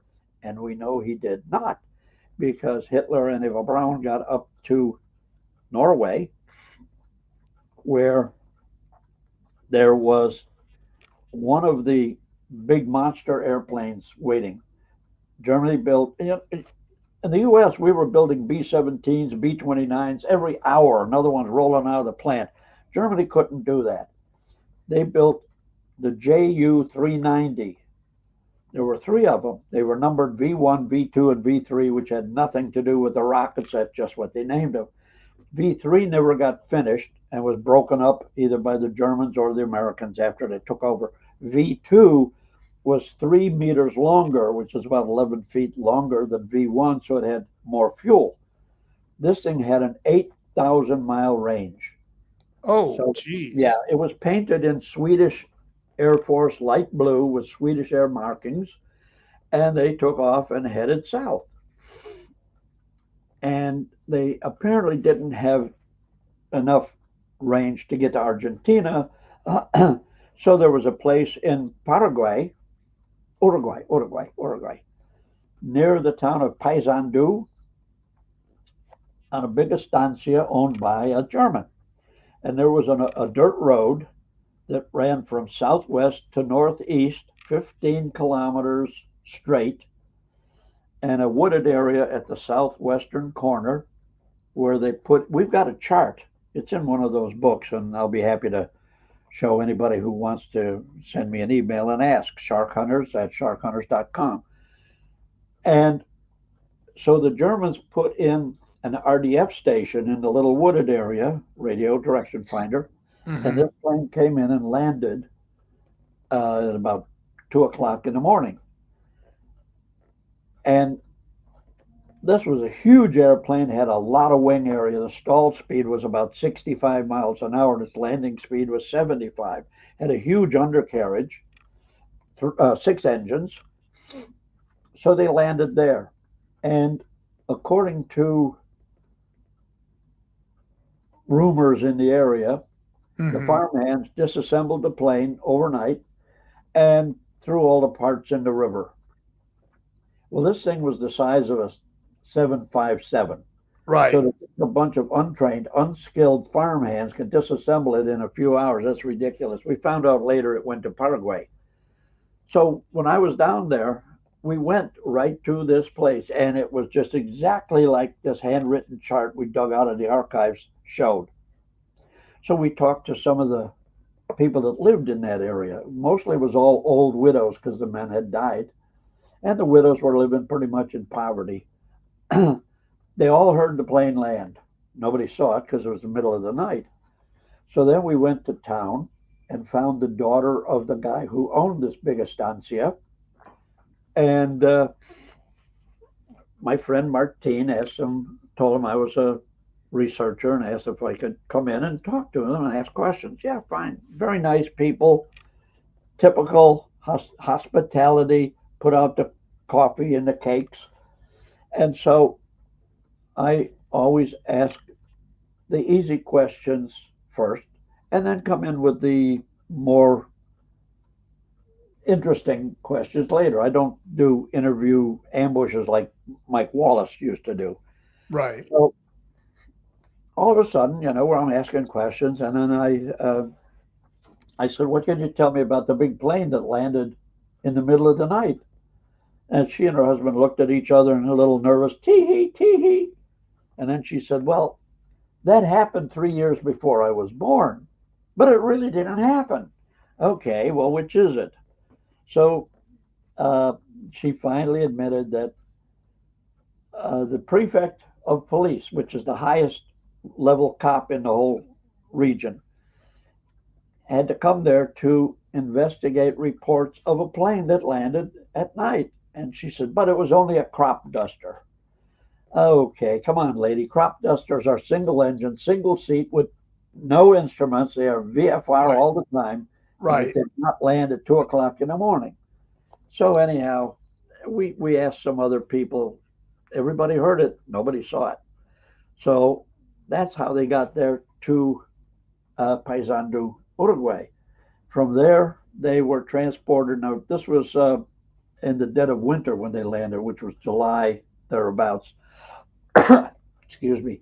So then it got transported down to the Estancia San Ramon, which is near Bariloche, owned by a German person. So I went there. I think it was in 2008, my first time down there. Met the ranch manager, nice young man, about 40, very polite. Again, spoke very good English with a German accent. So I'm asking him different questions. And then I pointed to the guest houses. They had about 6 guest houses. And I said, which one of those guest houses did Hitler and Eva Braun use when they came here in 1945? Well, this guy was only 40 years old. You'd think the obvious thing would be to say, "Hey, that was years and years before I was born. I don't know." No, he said, "I was instructed I must not speak about that time." Whoa, red flags. Yeah. So then when it came the nice weather, they moved over. You can see that picture. That's the Lake Nahuapi. And they had a beautiful estate that was built by Mercedes of Argentina in the closing months of the war. And it was supposed to be recreation for the executives, but it really, nobody was, oh yeah, that's a friend I met there. Oh, I'm sorry. I don't know where Nobody those lived in it. Oh, they're friendly people. There's another one. You had too much fun down there, guy. They were the only ones that ever lived. Oh, it's nice people. That's in the San Telmo district where you can just about buy anything or anybody. Yeah, this is Mar del Plata you're looking at now, which is the where the Navy base is. This was your 2008 tour, I believe. Was this? Am I right? Is this on where you were talking about? Yes, that's where the submarines came in and surrendered at the Navy base. You'll see that in a minute. Interesting thing also, 2 submarines surrendered there, U-534, 530, sorry, and also U-977. Both of them said they had no paperwork left aboard at all. They threw all the paperwork overboard. The crews identifies and everything. But that box you just went by, they showed me 3 boxes. There you go. 3 boxes full of paperwork that was not on those submarines. And they said I can come back anytime I want and photograph or photocopy them all, which maybe I'll do soon. But when it came time to repatriate these crews after the war was over and they were sending them to POW camps in the U.S., doggone, they came up with 3 U-boat crews instead of 2. Where did the 3rd one come from? Well, there was another U-boat. We're trying to figure out who it was or where it was, but there were 3 U-boats, but only 2 that are accounted for. Here I was on one of their newer submarines, Italian built. Yeah, they were so nice down there. Yeah, Boy, they gave you a heck of a greeting, didn't they? Wonderful people, you betcha. Well, a friend of mine down there is a retired lieutenant commander from their Navy, and he opened the doors also. But uh, I have had nothing but superb cooperation and help from everybody, even when I was on in areas I wasn't supposed to be on, where it said Eingang verboten, which I figure means Harry's welcome here. Yeah, there he is, 2 years after his suicide. Looks pretty good for a dead guy, doesn't he? He looks pretty good. And here was a paper that I found. If you can see this on the screen, this is from the War Department Office of Assistant Secretary of War Strategic Services. It's a memorandum for Mr. C. Darwin Marone. And the last paragraph I thought was interesting. It says that if Hitler should at any time get into difficulty wherein it was necessary for him to find a safe retreat, he would find such safe retreat at her hotel, La Falda, where they had already made the necessary preparations. Isn't that interesting? That's the Hotel Eden in the town of La Falda. I've been there several times. It was a magnificent hotel, but Per3n was very staunchly pro-German until 2 weeks before Germany surrendered. He finally yielded to pressure from the U.S. To declare war against Germany. And you're too young to remember, but they had Disney came out with a cartoon movie called Three Caballeros with Donald Duck, Jose Carioca, and who was a multicolored parrot from Central America, and Panchito, who was a Mexican parrot with a pistol. And the whole theme was to show that North and South America could join together and defeat the evil Nazis. Well, Per3n just declared war on paper. But once the war ended and he had power, he seized the hotel. And they used it to house the Japanese diplomats for a while. I did an article on that in my magazine. Oh, wait a minute. They had the Japanese there too? Yeah, sure. It's a happy bunch. It is. Sounds like a happy bunch of fascists. So once the Japanese were taken out and repatriated or wherever the hell they went, the hotel just was abandoned. And this photo is taken in the annex. Now, the hotel has a little bit of it rebuilt, and they give tours. So I got on one of the tours, and every time the tour guide wasn't watching, I'd be off in another direction, taking pictures like mad. And they start yelling whatever it is in Spanish, where the hell is that dumb gringo? But I stayed in the annex, which is where this picture was taken. It's still operating as a B&B. Old, it's like over 100 years old, 12-foot high ceilings, 8-foot high, heavy oak doors, the old claw-footed bathtubs. I decided the very first time I tried to take a bath that I wasn't going to do it. You turn on the water, it comes out yellow. You don't want to get into a yellow bathtub. No. That's well, I guess they had to put up with it if that's the way it was. I mean, really, beggars can't be choosers when you're on the run, I suppose. Could be, but that's nowhere near where he settled in. He settled in Bariloche, which is 700 miles southwest of Buenos Aires. That photo was taken at the Eden Hotel, which is about 300 miles northwest of Buenos Aires. You're looking at one of the guard posts here, the sentry post. To get to Hitler's estate there, in Inalco it's called, you had to go up a finger of the lake. The lake is Nahuelhuapi. And if you come from one direction, you passed this Saracen Tower, it's called. They'd had maybe 2, 3, 4 platoons living in there just to see who's going by. And the only way there, they didn't have roads or anything, was by boat or by seaplane. And if anybody came by there, the people in the Saracen Tower would notify Hitler's estate in Inalco. And it's on private property now.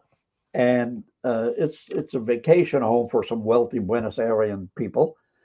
So Martine and I went there, and we went up to the caretaker, knocked on the door. Caretaker was a young guy, probably about 28, and he had two big guard dogs. Not very good guard dogs because they were my buddies. They were jumping all over me, licking my arms, and they had this soccer ball they were playing with. Okay, so I was kicking the soccer ball for the dogs. And on my right hand, on my right shoulder, was my video camera, and on my left hand was my snapshot camera. And every time I'd kick the ball for the dogs, by some strange coincidence, it was going closer and closer to this tower. Yeah, Yeah. of course. And I got about 30 feet away, and I hear Martine yell, Gary, he knows what you are doing. And he said, please don't make him become a violent man. I said, okay, I don't want him to be violent either. So we left and went back. But now we have secured permission from the owner that we can visit there next time I'm down there. Oh, nice. Yeah. Nice. Let me ask you, doesn't this kind of prove that there must have been a reason? If there's a guard tower, that means they had to have something to guard.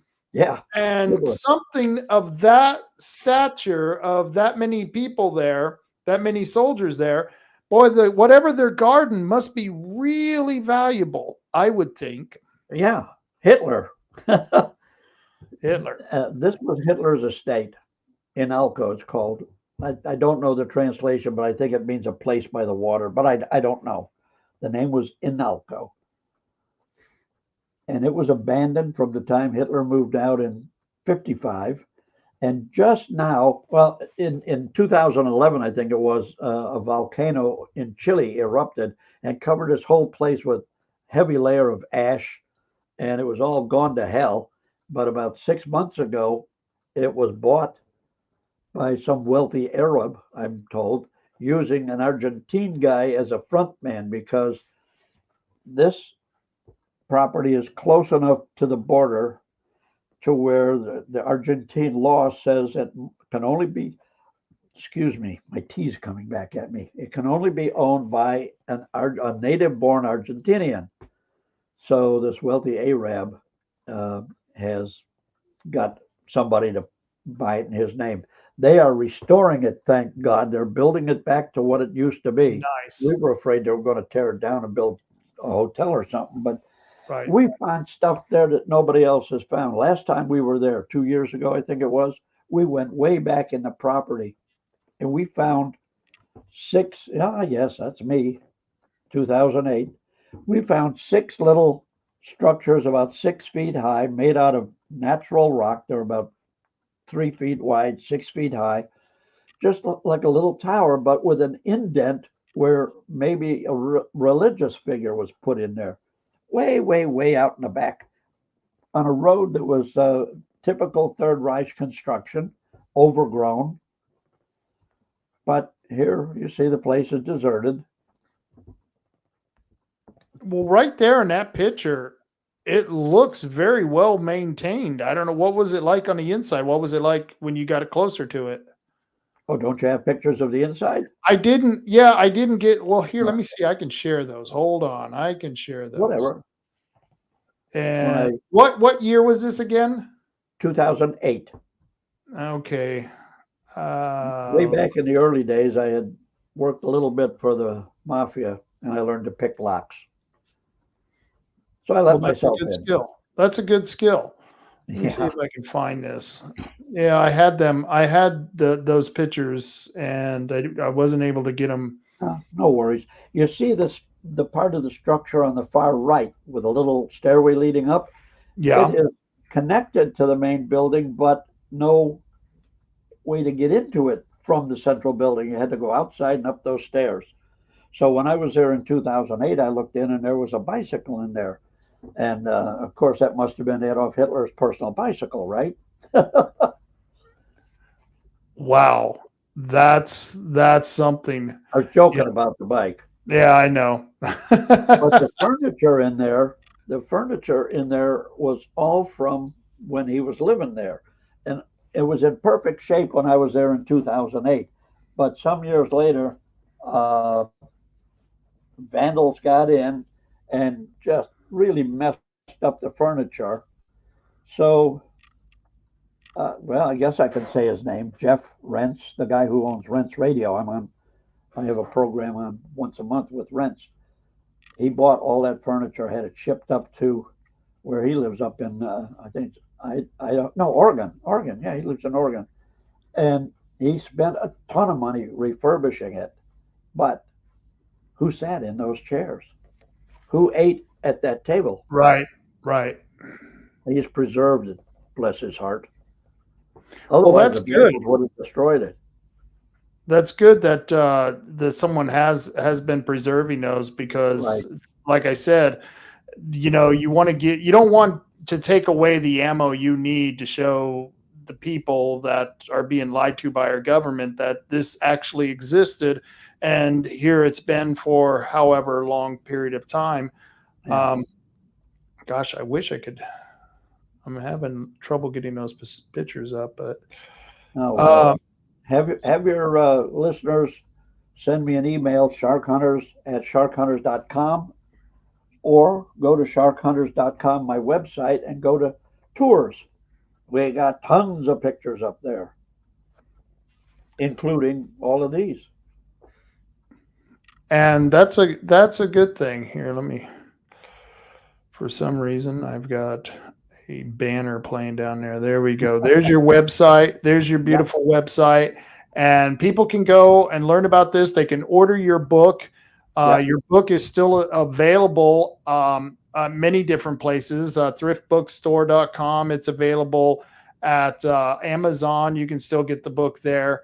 And you can get this book here, The Hitler in Argentina. And then you can buy the Hitler and the Secret Alliance. Let me ask you, have you heard anything about the secret bases that the Nazis had, and I believe it was Antarctica and other places, the secret bases that they have underground? Have you heard anything to that effect?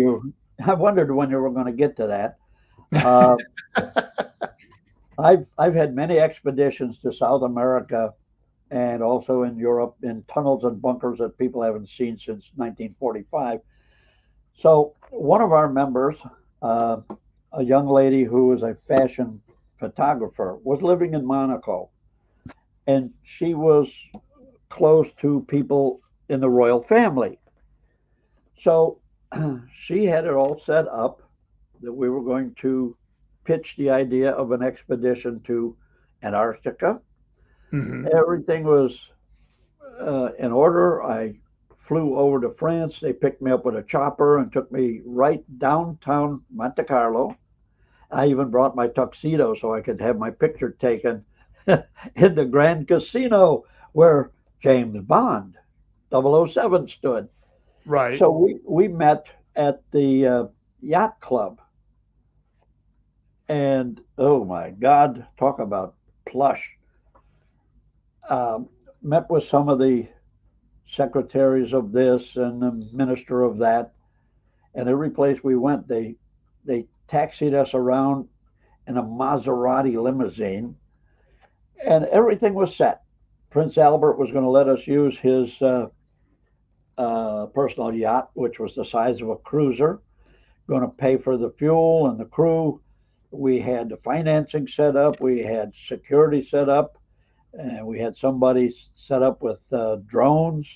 Okay, everything was puppy dogs and ice cream. So I said my goodbyes, flew back to the U.S., and within a week, she was grabbed by the Monaco Secret Police, beaten to hell. She sent me pictures of herself with the bruises, and they killed her little dog, and all of the agreements disappeared.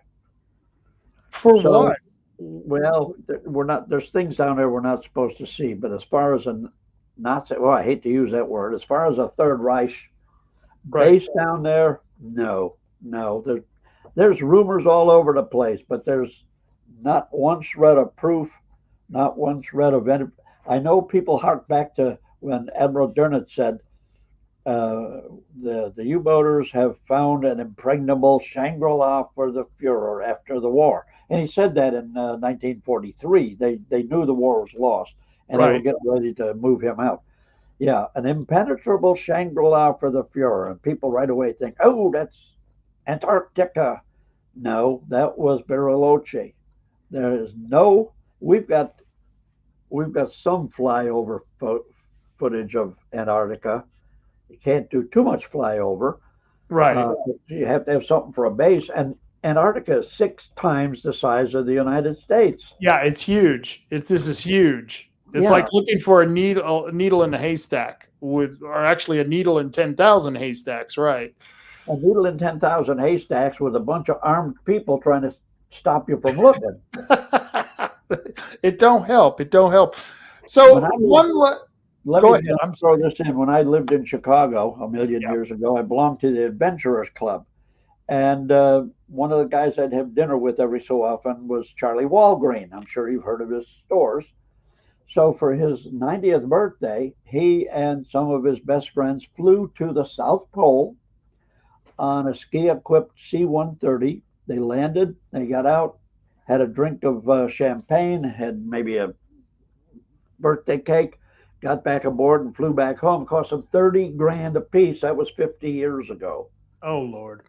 We've got overhead photos I got a hold of a Russian base there with, I think it's 5 helipads and a big Russian freighter in the channel that an icebreaker had opened for them.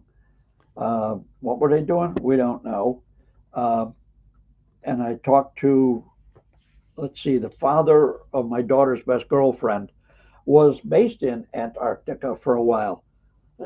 So I got to talking to him. They were in one little tiny place, Murdoch Sound or something like that. Right. Where do you go? You stay right in the building because otherwise you freeze to death. You freeze to death. Right. Yeah. So what does he know? 200 yards away, you don't know what's out there.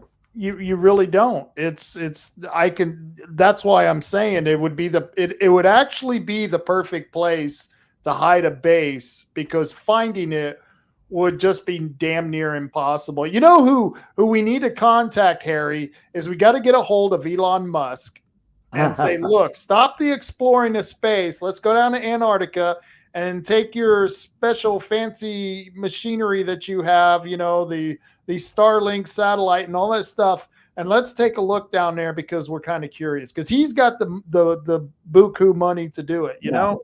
Yeah. Hey, I'd be happy to talk to him if I find a way to talk to him. I don't think he's listed in the phone book. No, he's not. There aren't more phone books.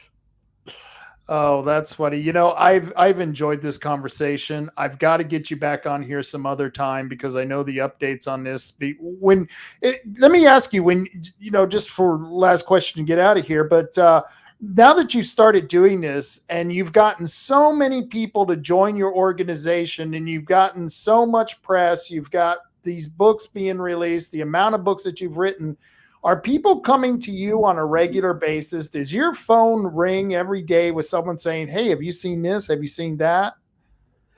Yeah, I don't know about every day, but we get a lot of tips, a lot of things. We used to have a couple of angels, God bless them. Jack Goodyear was one. He'd come up with something here about in South America. Hey, Harry, go check it out. Okay. And I get a check for 5 grand in the mail. I go down there and check it out. We had another angel. You must have eaten Entenmann's cupcake or Entenmann's cookies. Charlie Entenmann was a member, and he lived in a castle in South Florida, but just a regular guy. He'd pop 5, 7, 8,000 for an expedition so we could go. Unfortunately, these guys are gone, and we don't have any more angels. I'd love to have one, but right. But anything reasonable, realistic, we'll go. I'll go at a drop of a hat. I got my passport ready. I got visas for Paraguay and Brazil. I can go. I can pack up in 10 minutes. Well, if I find any angels for you, I will send them your way. I did get one person just commented on YouTube. She has a question for you. She wanted to ask you about Hitler's children. Did Hitler have children? That is the unanswerable question. Everybody has their own theory. When Don Angel was working for the Reich, when he was based in Mexico City, in the late 50s, he was, no, in the early 50s, he was directed to keep tabs on two children that were going to school in Las Cruces, New Mexico. The boy's name was Adolfo, and the girl's name was Stern, which is Oh, the German wow. word for star.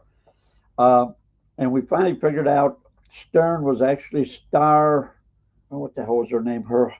She married Edward Herman. Okay, so her name was Star Herman, but she's passed on now. Before we could catch up with her, were they Hitler's children? We don't know. We have no. People jump to the conclusion. Oh, yeah, it must have been.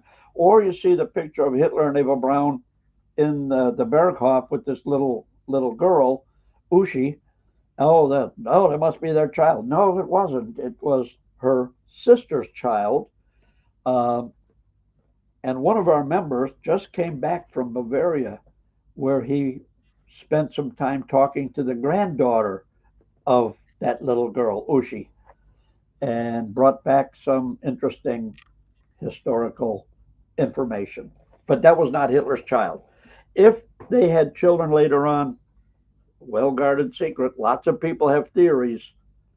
You would think that Hitler would just not be in the shape to have children, I mean, it's Well, just he was seems like, 75 when he died. yeah. He died on an estancia in, or on a ranch, whatever, in Bolivia. A sugar plantation in Bolivia. How did he end up there? I'm sorry? How did he end up there from where he was at in Argentina? Well, they had to move around after a while. He Okay. was living on a coffee plantation in Bolivia, and he had to go to this sugar plantation. And we got this from a guy who was living on that sugar plantation. This was on the 4th of January, 1962. He went to this plantation. He had to see the manager of the estancia manager, named Fritz Wiedemann, who was Hitler's commanding officer in World War I. So he went there, and this fella, he goes by the name, we'll call him Michael.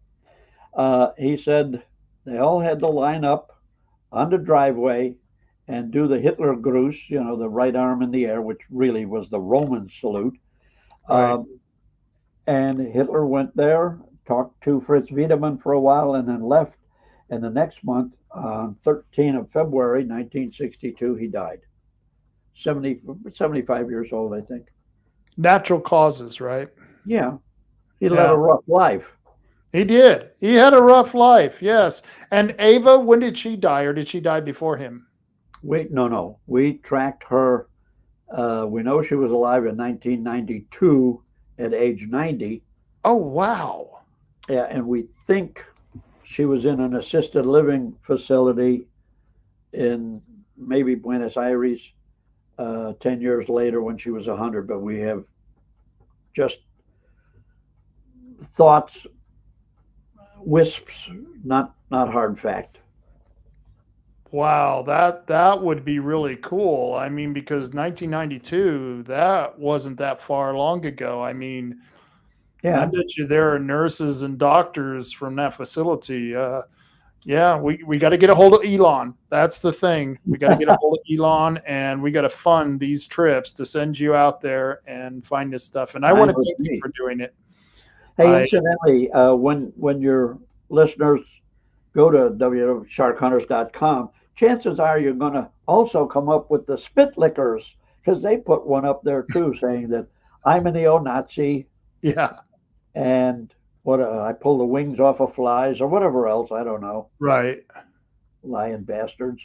Lying bastards. And by the way, anytime I did a search on you, which is weird because if I'm being watched over the last week, I've probably searched Hitler this, Hitler that, at least 60 times. So I'm sure I'm on some list now. But every time the SPLC, the Southern Poverty Law Center, came up, and right underneath your links, and it infuriates me because It's And how just you, horrible what you did. You know, you received an award from President Ronald Reagan. Ronald Reagan was a member, yep. and it just infuriates me that this is going on. Maybe it's a badge of honor.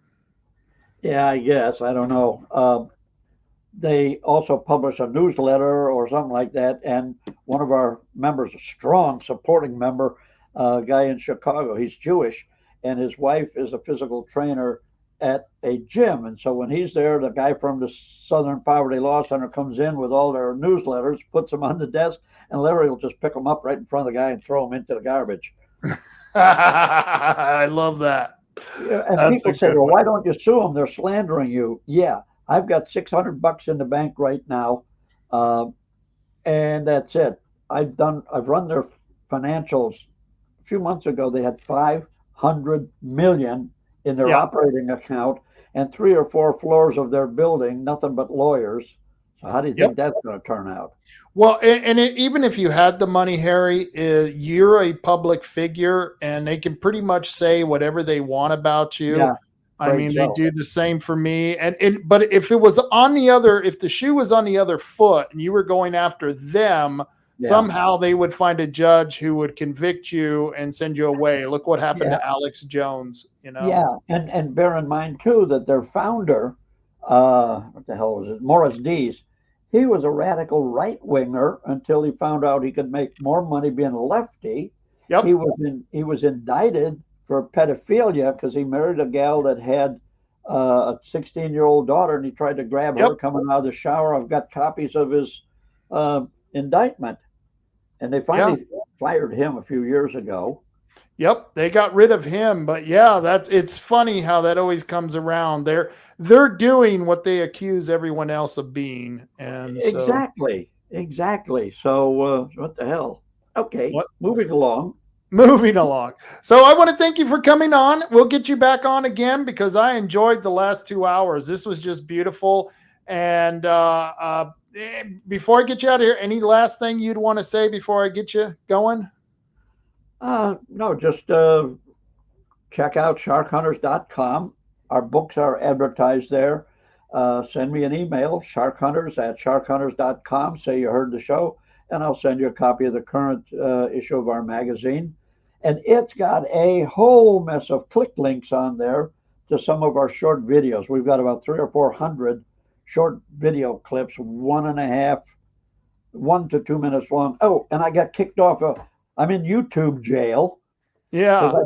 I posted one a couple days ago entitled Blitzkrieg in France, and it shows the German military moving in, and we've published tons of these, and they come back and said it's what is it? It's racial. What the hell? Lord. What's racial Lord. about combat? So that's why I've got a Twitter account and I've got a Rumble account, because I keep telling all my friends who watch me on YouTube, be prepared. They're going to kick me off at some point in time. And maybe you'll be the catalyst for this, Harry. You'll be the catalyst, and I'll say, I score one for Harry Cooper. Well, they kicked me off once before. They kicked Harry Cooper off. Well, now this new one, they kicked off somebody else with a different name, but looks a lot like me.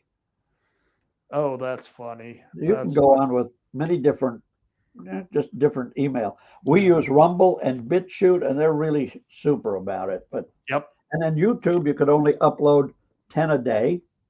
The other ones, there's no limit. And these are all short clips of what we have on our full length. We've got a couple of hundred full length movies. Some are combat from the war, some are interviews, etc. And you can go to our link on Patreon, and for $10 a month, you can watch those films as much as you want. You got to buy your own popcorn, though. Oh, well, that's life. Well, Harry, you have a wonderful day, okay? Thank you, sir. I'm going to go have dinner now. All right. You take care. Bye-bye. My pleasure. Anytime, just ring the bell. I'll be back. You got it. Take care.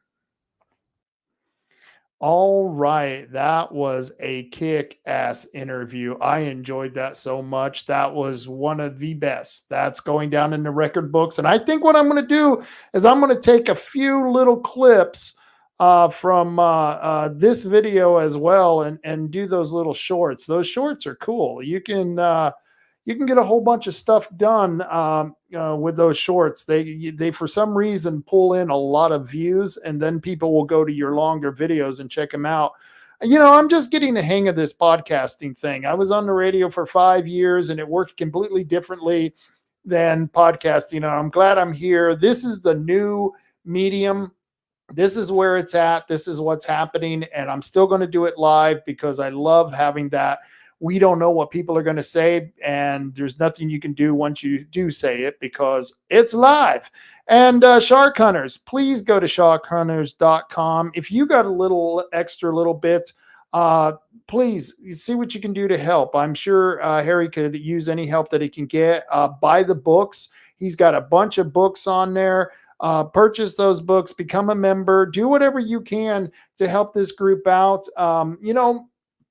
Harry's 85. If there's anyone out there maybe who is interested in this kind of stuff, maybe you can become an apprentice. I don't know. I should have asked him about that. How could a young person who's in his 30s or 40s become an apprentice for Sharkhunters? Maybe we'll have Harry on another time and we'll talk about that, because there are a lot of young people who have to be very much interested in this, because I just found it fascinating that after all this time, we thought Hitler died in the bunker, but now the documentation, the eyewitnesses, the physical buildings that you can see, the structures where Hitler lived after World War II, they're still there, and they had guard towers. And we, like I said, you put it all together, Hitler, he died in South America many, many years later of natural causes. And so, we know government lies to you. Look what they did to us in 2020 with COVID. You know that government lies to you. They put a spin on it. And as I said before, the narrative belongs to the victors. The victors always get to write the history, and that's why it takes strong people to go out and find the truth. And I'm sure there's some young people out there who would love to continue this type of thing. I mean, if you read some of the incredible people out there in history who've brought back the actual truth of what happened throughout history, you would just be absolutely impressed. And I was impressed what Harry had to offer. And so, we'll continue that. We'll bring him back on. But I want to let you all know we did have a winner for Where's 3H Tree Service. I forgot to announce we're playing Where's 3H Tree Service. They were over in the Empire neighborhood, but someone found them. Somebody found them and won that $50. So kudos to them. Kudos to them. But if you want to get some of those trees out of your yard, let's say you've got one of those trees that's a liability, might catch fire, is hanging over your house, it's got limbs over your house, you've got to go to 3H Tree Service Facebook page. You have Matt Holman. He is up in a tree. It looks like he's like 70, 80 feet up in the air, and he's trying to cut down the branches of this tree that's overhanging a house. And I'm just impressed how these guys are able to do that. I'm just absolutely impressed with 3H Tree Service. And if you need someone to take out those problem trees, call 541-294-1800. Once again, 541-294-1800. And when you call them, tell them you heard it on the Rob Taylor Report, because that helps me out and it lets them know that there are people actually listening.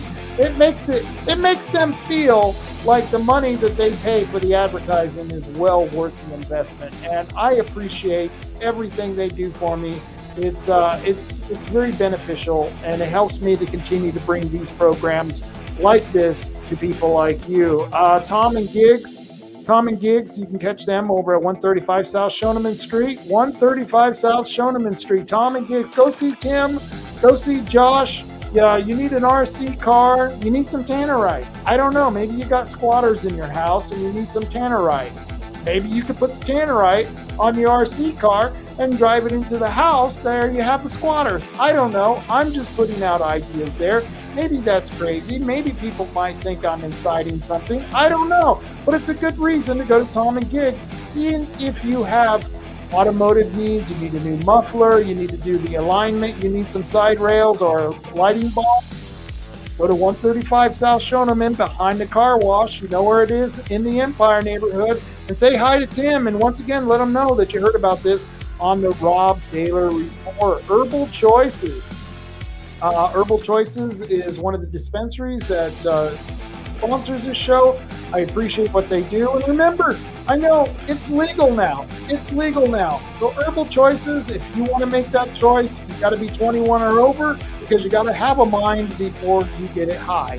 And so you can go to Herbal Choices because they have 5 stores here in Coos County, and they have one in Douglas County. You can go to one in the south of Bandon on Highway 101. You can go to the one on Highway 101 heading north in Coos Bay.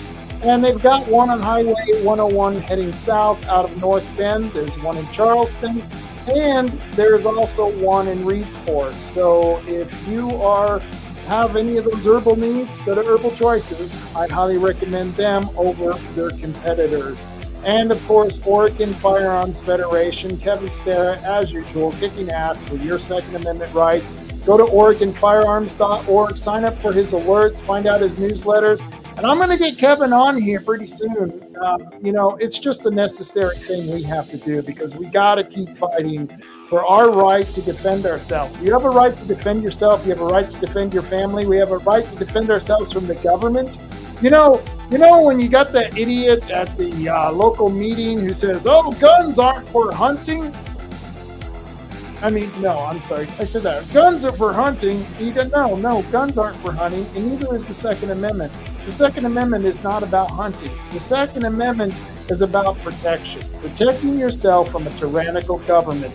Protecting yourself from enemies, foreign and domestic. I can guarantee you, Harry, he took an oath to uphold the Constitution. He understands the Constitution. I can guarantee it. Just talking to that man for the last 2 hours, I know Mr. Harry Cooper understands the Second Amendment and is a big supporter of the Second Amendment. So join off the only no-compromise gun group in the area. And even though they're not my sponsors, I like to promote the heck out of them, because I think if you are going to practice your Second Amendment, you should become someone who's a responsible gun owner and go practice and hone your skills. And you can do that at the Bandon Gun Club. They have a pistol range or a 5-stand trap. You can find out more at bandongunclub.org. It's bandongunclub.org.